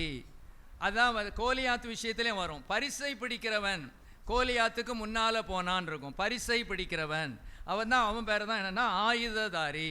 அப்போ ஆயுததாரின்னா என்ன? கிட்டத்தட்ட ஒரு பைலட் மாதிரி. ராஜா முன்னால் போகும்போது அவருக்கு முன்னால் யார் போவா? இந்த தாவீது தான் என்ன செய்வார்? போவார். இப்போவும் நீங்கள் பார்க்கலாம், கலெக்டர் போகும்போது ஒருத்தர் தொப்பி வச்சு ஒரு இது மாதிரி போட்டு அவர் வந்துட்டாருன்னா, அவர் வெளியே நிற்காருன்னா என்ன அர்த்தம்? கலெக்டர் எங்கே இருக்காரு? உள்ளே இருக்கிறாரு அப்படிங்கிற அர்த்தம். அந்த அளவு ஒரு பெரிய உயர்வு என்ன செஞ்சது? கிடைச்சது. இன்னும் பாருங்க, அவர் சொல்கிறாரு, என் கண்களில் அவனுக்கு என்ன கிடைத்தது? தயவு கிடைத்தது. 18ஆம் அதிகாரம் 2ஆம் வசனம். சவுல் அவனை அவன் தகப்பன் வீட்டுக்கு திரும்பி போக ஒட்டாமல் அன்று முதல் தன்னிடத்தில் வைத்து கொண்டான். 5ஆம் வசனம். தாவீது சவுல் தன்னை அனுப்புகிற எவ்விடத்திற்கும் போய் புத்தியாய் காரியத்தை நடப்பித்ததினால் சவுல் அவனை யுத்த மனுஷரின் மேல் அதிகாரியாக்கினான். Price the Lord. இப்போ அவனுடைய ப்ரமோஷன் தெரிஞ்சுக்கிட்டே வருதா? முதல்ல அரண்மனைக்கு வந்து நிற்கிறான். அரண்மனைக்கு வந்துட்டான். எங்கே இருந்தவன்? காட்டில் இருந்தவன். வீட்டில் கூட அவனை மதிக்கலை, வீட்டுக்கு கூட அவனை கூப்பிடலை. அந்த சாமுவேல் வந்திருக்கும் போது அவனை கூப்பிடவே இல்லை. இப்போ அவர் எங்கே போயிட்டாரு? அரண்மனைக்கு போயிட்டாரு. சவுல் இவரை என்ன செய்கிறாரு? மிகவும் சிநேகிக்கிறார். அவர் மேல் என்ன கிடைக்கிறது? தயவு இருக்கிறது. அவங்க அப்பாட்ட சொல்லி அனுப்புகிறாரு. என்ன சொல்லி அனுப்புகிறாரு? இவன் என் கூட என்ன செய்யட்டும், இருக்கட்டும்னு சொன்னார். ஆயுததாரியாக என்ன செஞ்சார்? மாற்றினார். இப்போ நீங்கள் இந்த இடத்துல நீங்கள் பார்த்தீங்கன்னா, யுத்த மனுஷரின் மேல் அதிகாரியாக்கினான். யுத்த மனுஷரின் மேல் அதிகாரியாக்கினான். இன்னும் பின்னால் பார்த்தீங்கன்னா 1000 பேருக்கு அதிகாரியாக்கினான். இப்படி உயர்வை கொடுத்து கொண்டே இருந்தான். அப்போ தாவீது என்ன நினச்சிருப்பாரு? பரவாயில்ல, ஆண்டவர் எனக்கு ஒரு நல்ல உயர்வை கொடுத்துருக்கிறாரு, ஸ்தோத்திரம். இனிமேல் நான் அந்த ஆடு மேய்க்க போக வேண்டாம், இனிமேல் அரண்மனையிலே நான் இருந்து நான் இப்படியே வாழ்க்கையை நான் நடத்தி கொள்வேன் அப்படின்னு அவர் நினச்சிக்கிட்டு இருக்கிற வேளையில் அங்கே 2 பொம்பளைகள் என்ன செஞ்சிட்டாங்க? பாட்டு பாடி வந்துட்டாங்க. என்ன பாட்டு பாடினாங்க? சவுல் கொன்றது 1000. என்ன அநியாயமா எனக்கு? பேச தெரியல, பேச தெரியாததுனால வந்த வேணை. ஒருத்தரை கம்பேர் பண்ணி பேசவே கூடாது. உங்கள் வீட்லேயும் அப்படி சொல்லாதீங்க, நீ அழகாத்தான் இருக்க, ஆனால் அந்த பக்கத்தை விட்டு அந்த அக்கா மாதிரி நீ அழகா இல்லை, அப்படி சொல்லிடாதீங்க. குடும்பம் அடி விழுந்துடும். குடும்பத்தில் கம்பேர் பண்ணி சொல்லிடாதீங்க. Price allot. கம்பேர் பண்ணி என்ன செய்யக்கூடாது, சொல்லக்கூடாது. இவங்க பேசாமல் பாட்டு படிச்சிருக்கலாம், நல்ல பாட்டாக படிச்சிருக்கலாம். எப்படி படிச்சிருக்கலாம்? தாவீது கொன்றது 10000, தாவீது கொன்றது 10000, தாவீது கொன்றது 10000னா சவுலுக்கு பிரச்சனையே வந்திருக்காது. நீ எப்படி போட்டு கொடுக்க, எப்படி அவனை குத்துற பாரு. சவுல் கொன்றது 1000, தாவீது கொன்றது 10000. இடரல்கள் வராமல் இருப்பது கூடாத காரியம். எந்த மனுஷனால் இடரல் வருகிறதோ அவனுக்கு ஐயோ. அல்லேலூயா. மற்றவர்கள் இடறுவதற்கு நான் எப்படி இருக்கக்கூடாது? காரணமாக இருக்கக்கூடாது. சிண்டு மூட்டி விட்டுட்டாங்க. சிண்டு மூட்டி விடுறதுக்கே ஆட்கள் இருப்பாங்க. பிரைஸ் அலாட், ஸ்தோத்திரம். பேசும்போது பக்கத்தில் யாரெல்லாம் நிற்கான்னு பார்த்து பேசுங்க. அல்லேலூயா. உங்கள்கிட்ட கேட்கும்போது ஆமாண்ணாச்சும்பாங்க, அவங்க திருப்பி சொல்லிடுவாங்க. அல்லேலூயா. நீட்டாக சொல்லிடுவாங்க. எங்கிட்டையும் சொல்லிடுவாங்க, நான் சொல்கிறத வேற அங்கேயும் போய் சொல்லிடுவாங்க. ரொம்ப நல்லவங்க நம்ம ஆட்கள்லாம். Price a lot. ஏன்னா அவங்களுக்கு அடக்க தெரியாது. கேட்டால் சொல்லுவாங்க, இது ஒரு திறந்த புஸ்தகம். கேட்டால் எப்படி சொல்லிடுவாங்க? இது ஒரு திறந்த புஸ்தகம். ஏன்னா இதால் அடக்க முடியாது. சொல்லணும்னு சொல்கிறதில்ல, ஆனால் போய் எல்லாத்தையும் சொல்லிடுறது. எல்லாத்தையும் போய் என்ன செஞ்சிருவாங்க? சொல்லிடுவாங்க. அப்படி கேட்டதை சொல்லுகிறவன் என்ன பைபிளில் இருக்குல்ல, பிராண சிநேகிதனையும் பிரித்து விடுகிறானா? கேட்டதை சொல்லுகிறவன் பிராண சிநேகிதனையும் பிரித்து விட்டுறானா? சரி, இப்போ பாருங்க, இவருக்கு நல்ல உயர்வு வந்துக்கிட்டே இருந்துச்சு. உயர்விலே போய்கிட்டே இருக்கிற வேளையில் மனுஷன் எப்படிப்பட்டவன்? மாறுகிற மனிதன். டக்குன்னு மாறிட்டான் பாருங்க. 10ஆம் வசனம் வாசிங்க. 18:10. மறுநாளிலே தேவனால் விடப்பட்ட பொல்லாத ஆவி சவுலின் மேல் இறங்கிற்று. அவன் வீட்டிற்குள்ளே தீர்க்க தரிசனம் சொல்லிக் கொண்டிருந்தான். அப்பொழுது தாவீது தினந்தோறும் செய்கிறபடி தன் கையினால் சுரமண்டலத்தை வாசித்துக் கொண்டிருந்தான். சவுலின் கையிலே ஈட்டி இருந்தது. அப்பொழுது சவுல் தாவீதை சுவரோடு சேர்த்து உருவ குத்தி போடுவேன் என்று ஈட்டியை அவன் மேல் எறிந்தான்.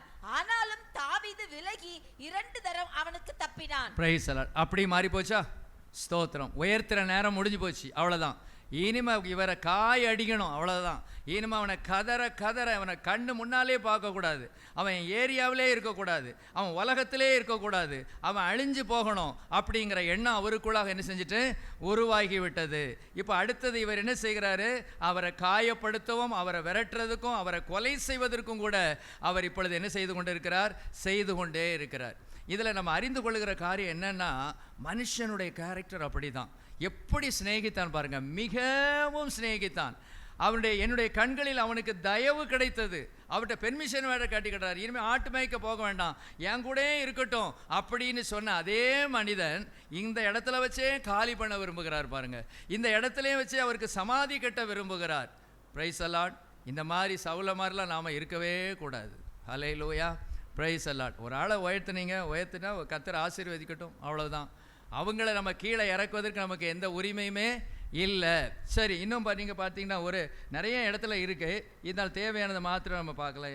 25ஆம் வசனத்திலையும் அதான் வருது. அப்பொழுது சவுல் ராஜா பரிசத்தை விரும்பாமல் பெலிஸ்தரின் 100 நுனித்தோள்களினால் ராஜாவின் சத்துருக்களிடத்தில் பழிவாங்க விருப்பமாயிருக்கிறார் என்று தாவீதுக்கு சொல்லுங்கள் என்றான். தாவீதை பெலிஸ்தரின் கையினால் விழப்பண்ணுவதே சவுலுடைய எண்ணமாயிருந்தது. எப்படியாவது ஒன்று தாங்கொள்ளணும், அல்லது யார் மூலமாவது அவர் என்ன செய்யப்படணும்? கொல்லப்படணும். அந்த அளவுக்கு வந்துட்டார். எந்த அளவு அவளை விரும்பி ஏற்றுக்கொண்டாரோ, ஐயோ அவரை அப்படி அக்செப்ட் பண்ணிக்கிட்டாரோ அதே கோபம் இப்போ ரொம்ப மோசமாக என்ன செஞ்சுட்டு போயிட்டு ஒரு இடத்துல என்ன சொல்கிறாருன்னு பாருங்கள், 19ஆம் அதிகாரம் 17ஆம் வசனத்தில் பாருங்க, 17. அப்பொழுது சவுல், நீ இப்படி என்னை ஏய்த்து என் பகைஞனை தப்பவிட்டு அனுப்பினது என்ன என்று மீகாலிடத்தில் கேட்டான். யாரை பார்த்து கேட்குறாரு? மருமகனை பார்த்து. மருமகனை பார்த்து எப்படி என்ன சொல்றாரு? நீ இப்படி என்னை ஏய்த்து என் பகைஞனை தப்ப விட்டு அனுப்பின. இதுக்கு முன்னால எப்படி இருந்தா? சிநேகிதனாக. அந்த கோலியாத்தை கொண்டு வரும்போது அவனுக்கு இருந்த மரியாதை இப்போ இல்லை, டோட்டலாக போயிட்டு. இப்போ சிநேகித்தவன் இப்போ அவனை எப்படி பார்க்குறான்?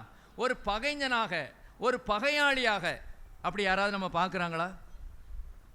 இதெல்லாம் ப்ராக்டிக்கல் இருக்கும். ஒரு காலத்தில் நம்ம ரொம்ப நேசிச்சிருப்பாங்க, நம்ம கூடயே வந்திருப்பாங்க, நாம் சொல்கிறத செஞ்சுருப்பாங்க, நமக்கு அனுசரணையாக இருந்திருப்பாங்க அல்லது உதவியாக இருந்திருப்பாங்க. ஆனால் இப்போ நமக்கு பகைஞன் போல் இருக்கிறாங்களா? நம்ம கண்டுக்கிடவே இல்லையா? நம்ம காலவார விரும்புகிறாங்களா? பயப்படவே வேண்டாங்கிறார். ஏன்னா நான் உன் கூட இருக்கிறேன். கர்த்தர் யாரை பார்க்குறாரு? யாரை பார்க்குறாரு இந்த இடத்துல? தாவீத. மனுஷன் முகத்தை பார்ப்பான், கர்த்தரோ இருதயத்தை பார்க்கிறார். அவருடைய இருதயம் வெள்ளை உள்ளம் அப்பெல்லாம். அதுக்கப்புறம் பின்னாட்களில் தான் அவர் தவறு செய்கிறார். இந்த நாட்கள்லாம் பார்த்தீங்கன்னா அவரை போல ஒரு மனுஷன் இல்லைன்னு சொல்லலாம். அந்த அளவு தேவனுக்கு பிரியமானவன். தாவீது என்றாலே என்ன அர்த்தம் தெரியுமா? தேவனுக்கு பிரியமானவனுங்கிற ஒரு அர்த்தம் தான். தாவீதை அவ்வளவு கர்த்தர் விரும்பினார். ஏன்னா அவருடைய வாழ்க்கை அப்படி இருந்துச்சு. கர்த்தருக்காக, தேசத்துக்காக, அவங்க பெற்றோருக்காக அப்படி ஒரு வாழ்க்கை. அவரை குற்றம் கண்டுபிடிக்க முடியாத அளவுள்ள வாழ்க்கை. அவர் தப்பு செய்கிற வரைக்கும். லூசிஃபரை பற்றி ஆண்டவர் சொல்லும் போதும் அப்படி தான் சொன்னார். வியாபாரம் மிகுதியாச்சு, உன்கிட்ட குற்றம் கண்டுபிடிக்கிற வரைக்கும் உன்னுடைய காரியத்தில் நீ குறைவற்று இருந்தாயின்னு தான் சொல்கிறாரு. அது வரைக்கும் ரொம்ப கரெக்டாக இருந்தாராம் லூசிஃபர். லூசிஃபரை குறித்தும் அப்படி தான் சொல்கிறாரு. நாமும் அப்படி தான். ஒரு எல்கை வரைக்கும் ரொம்ப நல்லா இருப்போம். ரட்சிக்கப்படும் முன்னால் அந்த பாவ வாழ்க்கையில் இருக்கும்போது ரொம்ப அன்பாக இருப்போம். விசுவாசிகளை, ஊழியர்கிட்ட ரொம்ப அன்பாக இருப்பாங்க. ஆனால் கொஞ்சம் ரட்சிக்கப்படட்டும், கொஞ்சம் ஞானஸ்நானம் பெற்றுக்கொள்ளட்டும், கொஞ்சம் அபிஷேகம் பெற்றுக்கொள்ளட்டும், கொஞ்சம் ஊழியங்களை அவங்க செய்ய ஆரம்பிக்கட்டும். அப்படியே அவங்க கேரக்டர் கொஞ்சம் கொஞ்சமாக என்ன செய்ய ஆரம்பிக்கும்? மாற ஆரம்பிக்கும். அந்த ஆரம்பத்தில் இருந்து அந்த அன்பு இருக்காது. அதான் பைபிள் சொல்லுது, ஆதியிலே கொண்டிருந்த அன்பை விட்டா என்று உன்பேரில் எனக்கு குறை உண்டு. ஆதியில் இருந்த அன்பு, ஆதியில் இருந்த ஒரு சமாதானம், ஆதியில் இருந்த அந்த ஒரு என்ன அப்பழுக்கற்ற தன்மை, அந்த மாதிரி ஒரு வெகுளித்தனம். அது குழந்தைக்கு நம்ம என்ன சொல்லுவோம்? குழந்தையை குறித்து சொல்லும்போது கள்ளம் கபடற்றது. ஆரம்ப நாட்களில் நம்ம அப்படி கள்ளம் கபடற்றவர்களாக இருப்போம். ஆனால் தேவன் உலக பிரகாரமாக ஆசீர்வதிக்கட்டும் அல்லது ஆவிக்குரிய ரீதியாக ஆசீர்வதிக்கட்டும். இது இவரையே பார்க்கலாம். பவுல அப்போஸ்தலன் பர்னபாவை கூட நம்ம பார்க்கலாம். பவுலை கொண்டு வந்ததே யாரு தான்? பர்னபா தான். அப்போ சாகிற வரைக்கும் கர்த்தருக்கு அடுத்தபடியாக யாருக்கு மரியாதை கொடுக்கணும்? பர்னபாவுக்கு கொடுக்கணும். அப்போ அந்த மார்க்கு விஷயத்தில் பவுல் தான் இறங்கி போயிருக்கணும் என்னைய கேட்டால்.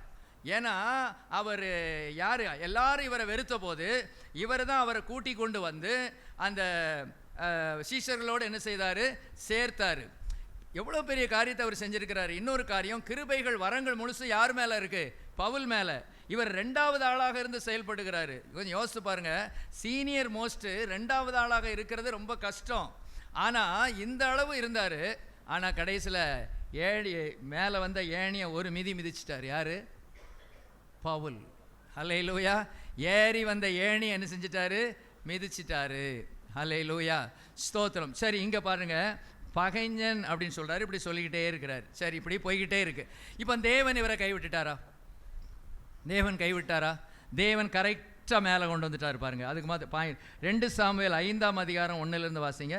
2 சாமுவேல் 5:1. அக்காலத்தில் இஸ்ரவேலின் கோத்திரங்கள் எல்லாம் எப்ரோனில் இருக்கிற தாவீதின் இடத்தில் வந்து, இதோ நாங்கள் உம்முடைய எலும்பும் உம்முடைய மாம்சமுமானவர்கள்.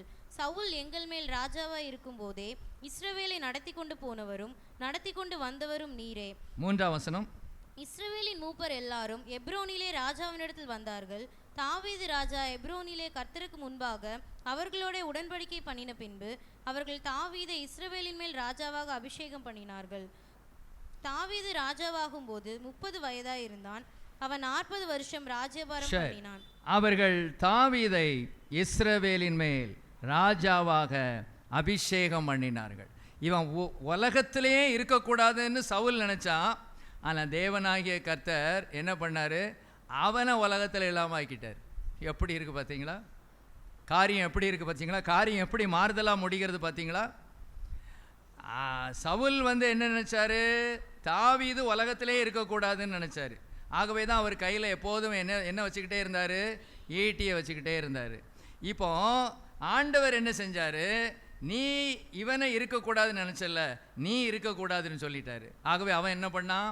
எந்த ஈட்டியை வச்சு இந்த தாவீதை காலி பண்ண நினச்சானோ அதே ஈட்டியை நிலத்தில் குத்தி இவன் அது மேலே விழுந்து தற்கொலை பண்ணி என்ன செஞ்சிட்டாரு? மறிச்சிட்டார். ஈட்டியை எடுத்தவன் ஈட்டியால் யாரோட மோதிராவன்?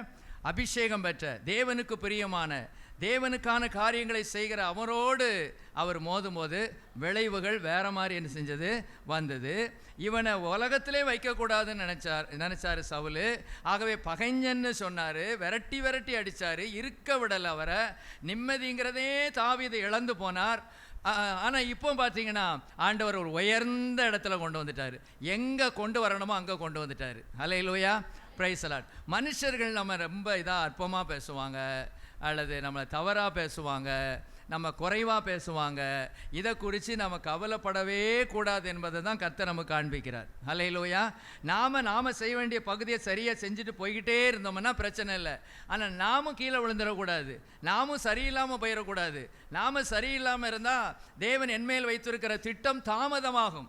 தேவனிடத்துலேருந்து அந்த அற்புதம் உடனே என்ன செய்யாது? நடக்காது. Hallelujah, praise the lord. E minor கொடு, சி மைனர். தாய் கூட பிள்ளைகளை மறந்து போகலாம், சிங்கம் கூட குட்டிகளை பட்டினி போடலாம். தாய் கூட பிள்ளைகளை மறந்து போகலாம், சிங்கம் கூட குட்டிகளை பட்டினி போடலாம்.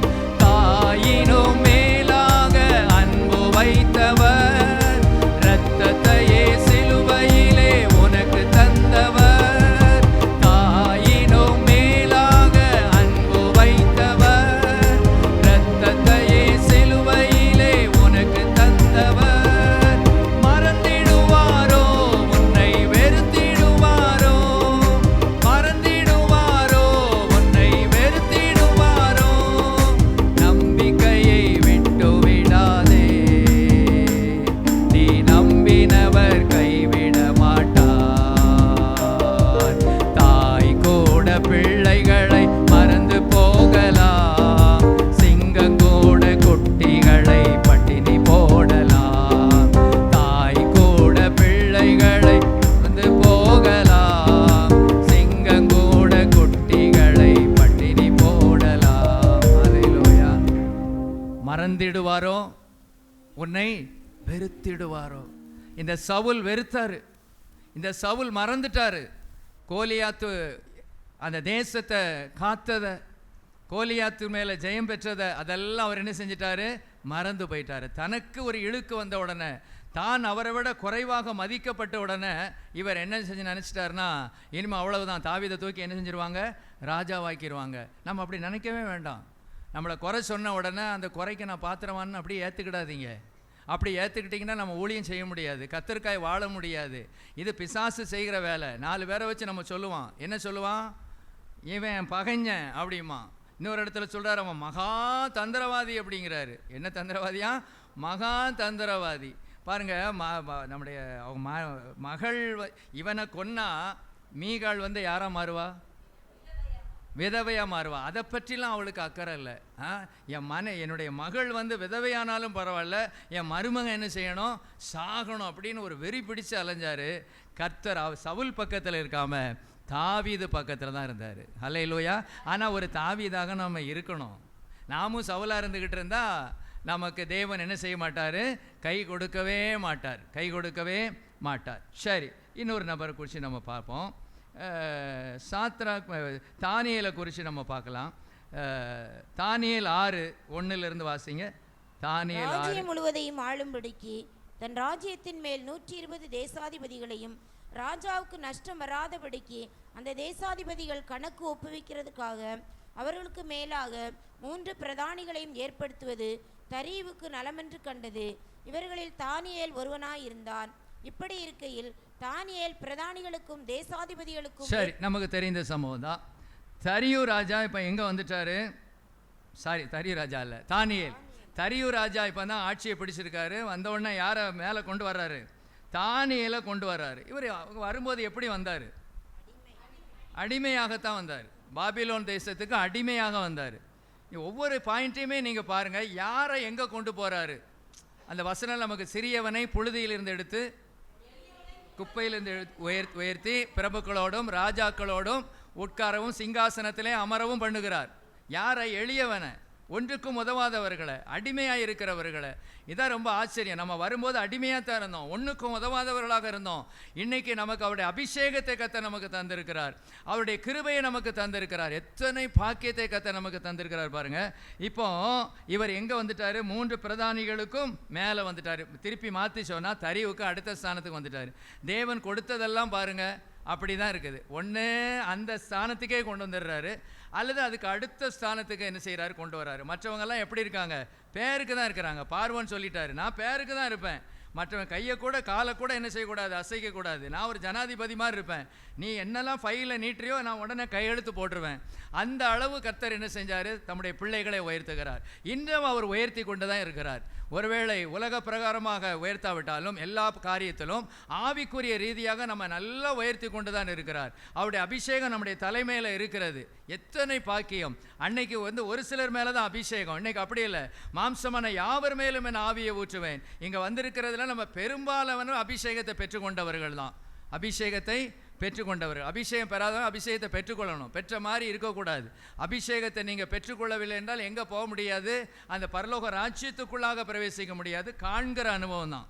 ஸ்தோத்திரம். நீங்கள் அபிஷேகத்தை பெற்றுட்டேன்னு நம்பிக்கிட்டு இருக்காதீங்க.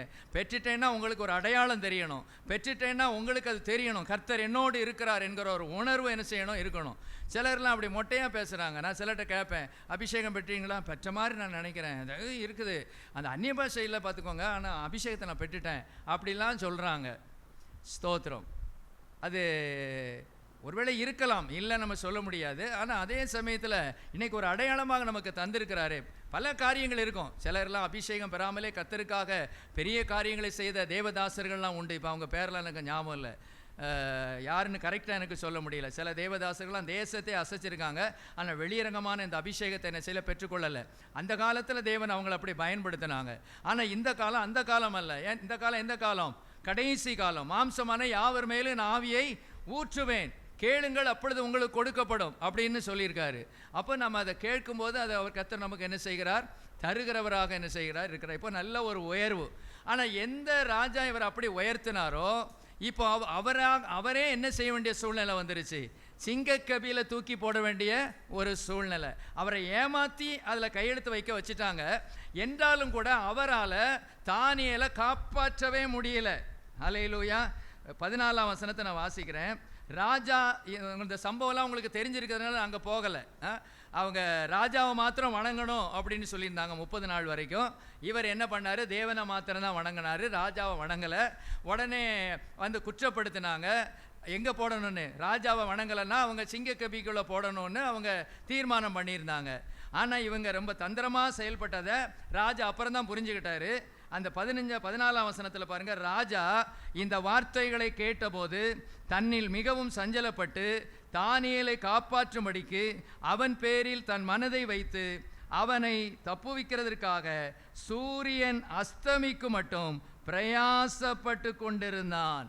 இப்போ தானியேலை அந்த கெபியில போடுவதற்கு உண்மையிலே அவருக்கு விருப்பம் இல்லை, உண்மையிலே விருப்பம் இல்லை. ஆனால் அவரால் செய்யவும் முடியலை, அவருக்கு விடுதலை கொடுக்கவும் முடியலை. ஏன்? அது மாறாத பிரமாணமாக என்ன செய்யப்பட்டு விட்டது? எழுதப்பட்டு விட்டது. இனிமேல் ஒன்றுமே செய்ய முடியாது. ராஜாவால் கூட ஒன்று உடனே என்ன செய்ய முடியாது. ஏன்னா நம்ம பார்லிமெண்ட்டில் ஒரு தீர்மானம் எடுத்தாச்சுன்னா அப்புறம் பிரதம மந்திரி நினச்சா கூட அதை என்ன செய்ய முடியாது, மாற்ற முடியாது. ஏன்னா தீர்மானம் எடுத்தாச்சு, எல்லாரும் சேர்ந்து எடுத்த தீர்மானம். ஆகவே அது போல தான் அன்னைக்கு அதை எடுத்துட்டாங்க. எவ்வளவோ ட்ரை பண்ணி பார்க்குறாரு, என்ன செய்யலை, முடியலை.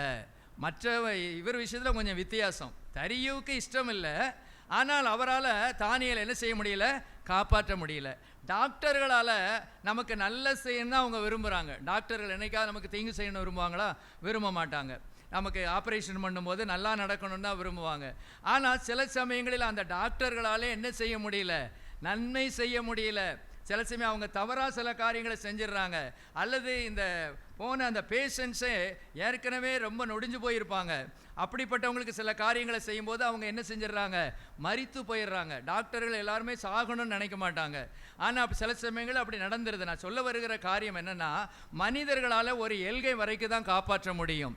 மனிதர்களால் ஒரு எல்கை வரைக்கும் தான் உதவி செய்ய முடியும். சொல்லுவாங்க, நான் கூட இருக்கிறேன், நீ பயப்படாத, அப்படிலாம் சொல்லுவாங்க. மனுஷனை நம்பி நம்ம காரியத்தில் என்ன செய்ய முடியாது, இறங்க முடியாது. அப்படி இறங்கினா மண் குதிரையை நம்பி அதில் போகிறதுக்கு சமம். சொல்லுவாங்களாம், மண் குதிரையை என்ன செய்யாதீங்க, நம்பாதீங்க. குதிரையை நம்பி போகலாம், மண் குதிரையை நம்ப முடியாது. அப்போ மனுஷன் சொல்லுவான், ஒன்றை சொல்லுவான், இதை சாதிச்சிடலாம்மா, இது சரியாயிரும்மா, இது அப்படி இருக்கும்மா, இப்படி இருக்கும்மா. ஒருத்தர் சொல்லுவார் சரியாகாதும் பாரு, ஒருத்தர் சொல்லுவார் சரியாகும் பாரு. இந்த மனுஷன் சொல்கிறத கேட்டால் இருக்கிற முடியும் போயிடும். ஆனால் கர்த்தர் நம்ம பற்றி என்ன வச்சிருக்கிறாரு? ஹல்லேலூயா. தேவனால் கூடாத காரியம் ஒன்றுமே இல்லை. இந்த தரியுவால இந்த தானியேல் என்ன செய்ய முடியல, காப்பாற்றவே முடியல. ஆனால் ஒருவர் காப்பாற்றினார். அவர் தான் யார்? ஆண்டவராகிய தேவன். ஹல்லேலூயா, பிரைஸ் தி லார்ட். தேவன் காப்பாற்றினாரா? ஸ்தோத்திர. சிங்கங்களின் வாயை என்ன செய்தாரா? கட்டி போட்டார்னு அவர் சொல்கிறாரு. நான் என்ன நினைக்கிறேன், அது என்ன கட்டிலாம் போடணும்னு அவசியம் இல்லை. ஒரு சின்ன வார்த்தை சொல்லியிருப்பார், என் பிள்ளை வந்திருக்கான், உள்ளே இருக்கான்ப்பா, பார்த்துக்கோ, அவ்வளோதான். அது எதுக்கு போய் கட்டணுமா, கயிறை வச்சு கட்டணுமா, அல்லது வேறு எது கிரியெல்லாம் செய்யணுமா? அப்படிலாம் இல்லை. நான் சொல்கிறேன், அமைதியாயிரும், அவ்வளோதான். சிங்கங்க நான் இவர் சொல்கிறாரு, தானியேல் அப்படி சொல்கிறாரு. தேவதூதர்களை அனுப்பி என்ன செய்தார்? வாயை கட்டி போட்டுட்டாருன்னு அவர் சொல்கிறாரு. ஆனால் நான் சொல்கிறேன், வாயெல்லாம் கட்டி போடலை. ஏன் கட்டி போடலை? அவர் சொல்லுவார், டேய் சிங்கமே, எப்போவுமே நீ என்னால் சிருஷ்டிக்கப்பட்ட ஒரு நபர் தான், என் பிள்ளை வாரான், பேசாமல் அமைதியார், அவ்வளோதான், முடிஞ்சு போச்சு. சிங்கங்கள் நோவாவினுடைய பேழைக்குள்ளே எப்படி இருந்துச்சு? சண்டை போட்டு சண்டித்தனம் காட்டிகிட்டா இருந்துச்சு. சிங்கம், அது சிங்கம் பேழைக்குள்ளே வந்த உடனே எப்படி இருக்குது? அமைதியாக இருக்குது. ஆனால் இங்கே நம்ம சிங்கங்கள் தான் சபையில் வந்தாலும் சண்டித்தனத்தை காட்டுறாங்க. ஹல்லேலூயா, பிரைஸ் தி லார்ட். சபை ரட்சிக்கப்படுகிற ஜனங்களை கர்த்தர் அனுதினமும் சபையிலே சேர்த்து கொண்டு வந்தார். சபையிலே சேர்த்து கொண்டு வருகிறவர் ரட்சிக்கப்பட்டவர்கள். அப்போ ரட்சிக்கப்பட்ட ஜனங்கள் சிங்கத்தினுடைய கேரக்டரும் புலி கேரக்டரும் நரி கேரக்டரும் இங்கே காமிச்சிக்கிட்டா இருக்க முடியாது. நோவாவினுடைய பேழைக்குள்ள வந்தோன்னா நரி மனம் மாறிட்டு, நரி ஏமாத்துறதில்ல, நாய் குறைக்கிறதில்ல, பூனை மியாமியான்னு சொல்கிறதில்ல, யாரையும் கடிக்கிறதில்ல, சிங்கம் ஆட்டுக்குட்டியை மாதிரி கிடக்கு, புலி பாயாமல் கிடக்கு. காரணம் என்ன? ஆண்டவர் சொல்லிட்டாரு, நோவா என் பிள்ளை 8 பேர் இருக்கிறாங்க, என் 8 பேரையும் காக்க வேண்டிய வேலை யாருக்கு? புலியே உனக்கு, பூனையே சிங்கமே உனக்கு, சிறுத்தையே உனக்கு, என் பிள்ளைகளை நீ கவனமாக என்ன செய்யணும், கவனிச்சுக்கணும் அப்படின்னு சொல்லிட்டார். அவ்வளோதான், முடிஞ்சு போச்சு, ஒன்றுமே செய்யலை. ஹல்லேலூயா, பிரைஸ் தி லார்ட். அதுக்கப்புறம் அவருக்கு எவ்வளோ பெரிய உயர்வு வந்தது பாருங்கள். வெளியே வந்த உடனே பாருங்கள், அடித்து மேலே கொண்டு போயிட்டார். ஹல்லேலூயா. ஏற்கனவே மேலே தான் இருக்கிறாரு. ஆனால் அப்புறம் அது பெருசாக அவர் சொல்கிறாரு பாருங்கள். பின்பு ராஜாவாகிய தரியு, 25ஆம் வசனம், தேசமெங்கும் குடியிருக்கிற எல்லா ஜனங்களுக்கும் ஜாதியாருக்கும் பாஷைக்காருக்கும் எழுதினது என்னவென்றால், உங்களுக்கு சமாதானம் பெருக கடவது. என் ராஜ்யத்தின் ஆளுகைக்குள் எங்கும் உள்ளவர்கள் யாவரும் தானியேலின் தேவனுக்கு முன்பாக நடுங்கி பயப்பட வேண்டும் என்று என்னாலே தீர்மானம் பண்ணப்படுகிறது. அப்பா, ஃபோர்ஸ்டாக பண்ண வைக்கிறார். எப்படி பண்ண வைக்கிறாரு? இதை மாதிரி தேவன் பண்ண வைக்க மாட்டார். இதுதான் தேவனுக்கும் தரிவுக்கும் உள்ள வித்தியாசம். நல்லா பாருங்க, என்ன சொல்கிறார் பாருங்க. தானியேலின் தேவனுக்கு முன்பாக நடுங்கி பயப்பட வேண்டும் என்று என்னாலே தீர்மானம் பண்ணப்படுகிறது. அவர் ஜீவனுள்ள தேவன், அவர் என்றென்றைக்கும் நிலைத்திருக்கிறவர், அவருடைய ராஜ்யம் அழியாதது, அவருடைய கர்த்தத்துவம் முடிவு பரியந்தம் நிற்கும். தானியேலை சிங்கங்களின் கைக்கு தப்புவித்த அவரே தப்புவிக்கிறவரும் ரட்சிக்கிறவரும் வானத்திலும் பூமியிலும் அடையாளங்களையும் அற்புதங்களையும் செய்கிறவருமாய் இருக்கிறார் என்று எழுதினான். தரியுவின் ராஜ்யபார காலத்திலும் பெர்சியனாகிய கோரேசுடைய ராஜ்யபார காலத்திலும் தானியேலின் காரியம் ஜெயமாயிருந்தது. ஹல்லேலூயா, ஸ்தோத்திரம். எப்படி பாருங்க, ஆச்சரியமா இருக்கா? ஹல்லேலூயா, ஸ்தோத்திரம். எந்த தரிவால காப்பாற்றப்பட முடியலையோ அதே தானியேலை தேவனாகிய கர்த்தர் காப்பாற்றினார். ஹல்லேலூயா. உங்கள் வாழ்க்கையில் என்ன குறைவு இருக்குது? ஸ்தோத்திரம். ஒருவேளை சரீரத்தில் வியாதியா, அல்லது சமாதான குறைவா, அல்லது ஒரு சரியான வேலை இல்லாமல் கஷ்டப்படுறீங்களா? குடும்பத்தில் எப்போவும் நான் கஷ்டப்படுறேன் ஆண்டவரே. சிலர் ரொம்ப வருத்தப்படுறாங்க. அவங்களுக்கு ரொம்ப வருத்தம் இருக்குது. ஸ்தோத்திரம். ஐயோ, சபையில் சிலர் நல்லா ஆசீர்வதிக்கப்பட்டிருக்கிறாங்க, ஆனால் நாங்கள் மாத்திரம் ஏன் இப்படி நாங்கள் இருக்கிறோம், நாங்கள் மாத்திரம் ஏன் இப்படி இருக்கிறோம், என் காலம் ஃபுல்லாக நான் இப்படியே தான் நான் வாழணுமா, நான் காலம் ஃபுல்லாக கஞ்சியும் வெங்காயம் தான் குடிக்கணுமா, அல்லது காலம் ஃபுல்லாக நான் ரேஷன் அரிசி தான் சாப்பிடணுமா? அவங்கெல்லாம் நல்லா பசுபதியா, என்ன என்ன பிரியாணிக்கு என்னது பாசுமதி ரைஸ்லாம் சாப்பிட்றாங்க. ஐயோ, எங்களுக்கு பாருங்கள் ஆண்டவரை, இப்படியே நான் இருக்கணுமா ஆண்டவரை, நானும் உண்மைதானப்பா ஆராதிக்கிறேன், அவங்களும் உண்மைதானப்பா ஆராதிக்காங்க, எனக்கு ஒரு உயர்வு இல்லையா? அவங்களுக்கு தான் கொடுப்பீரா, கொடுத்தவங்களுக்கு தான் கொடுத்துக்கிட்டு இருப்பீரா? நாங்கள் என்னைக்கு இப்படியே வந்துட்டு போய்கிட்டே இருப்போமா? எங்களுக்கு ஒரு உயர்வு இல்லையான்னு கேட்டிங்கன்னா கர்த்தர் சொல்கிறாரு, கண்டிப்பாக உயர்வு உண்டு. அல்லேலூயா, பிரைஸ் அல்லாஹ். தேவனிடத்தில் பட்சபாதம் இல்லை. கர்த்தரை நம்பினவர்கள் ஒருபோதும் வெட்கப்பட்டு போனது இல்லை. என் ஜனங்கள் ஒருபோதும் விட்டு போக மாட்டார்கள். என் ஜனங்கள் நான் கொடுக்கிற நன்மையினால் திருப்தி ஆவார்கள். நம்முடைய தேவத்தை பட்சபாதம் அல்ல. அப்படியே ஆண்டோட போய் கேளுங்களேன். நான் சொன்னதை அப்படியே ஆண்டோட போய் சொல்லுங்க. ஆண்டவரே, நீர் பட்சபாதம் இல்லைன்னு சொன்னீர், ஆனால் நீ பட்சபாதம் உள்ளவர் போல எனக்கு தெரியுது. என்னடா இப்படி பேசுற? இல்லைப்பா, அப்படிதான் எனக்கு தெரியுது.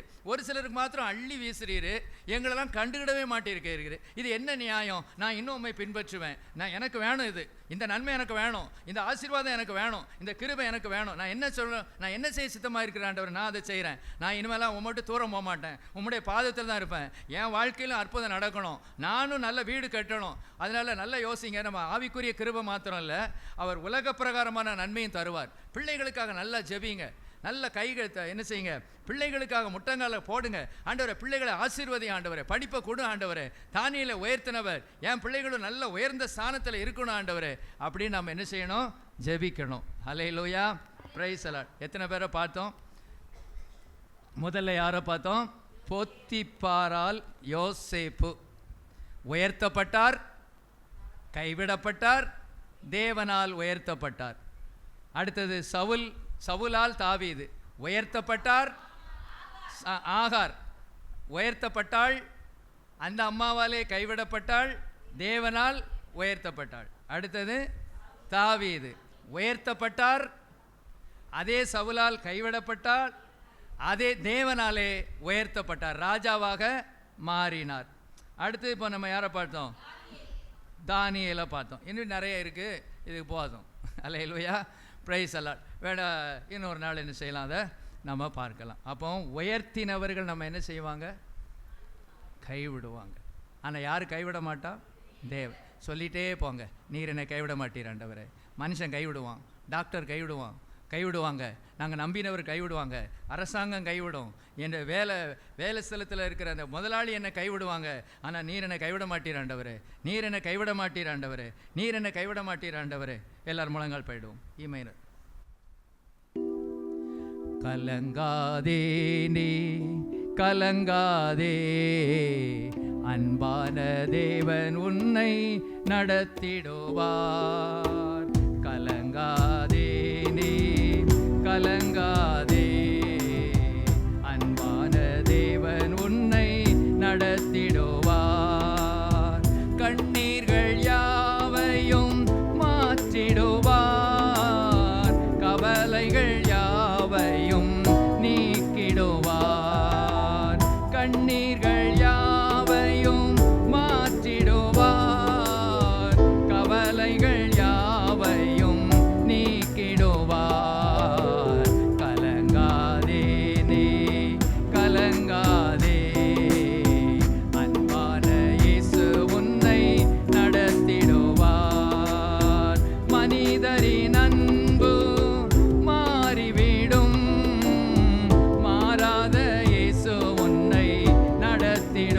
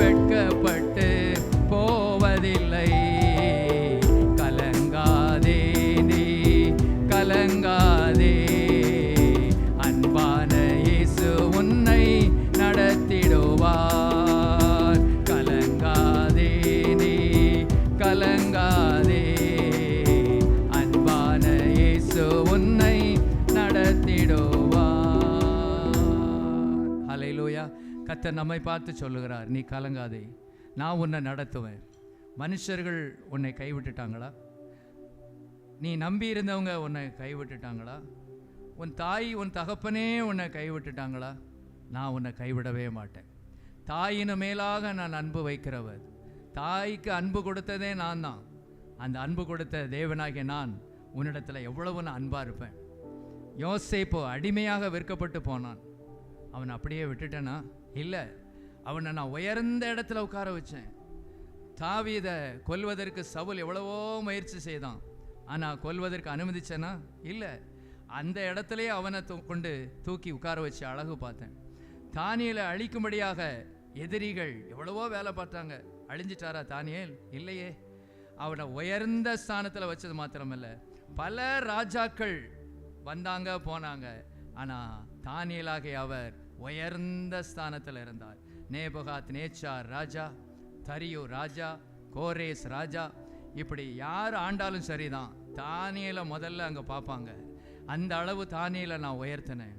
மனிதன் மாறிக்கிட்டே இருப்பான், ஆனால் நான் மாற மாட்டேன். ஹல்லேலூயா. அதான் சொல்கிறாரு, மனிதரின் அன்பு மாறிவிடும், மாறாத இயேசு உன்னை நடத்திடுவார். எஃப் மைனர் கூட அந்த மனிதனின் அன்பு மாறிவிடும், மாறாத இயேசு உன்னை நடத்திடுவார்.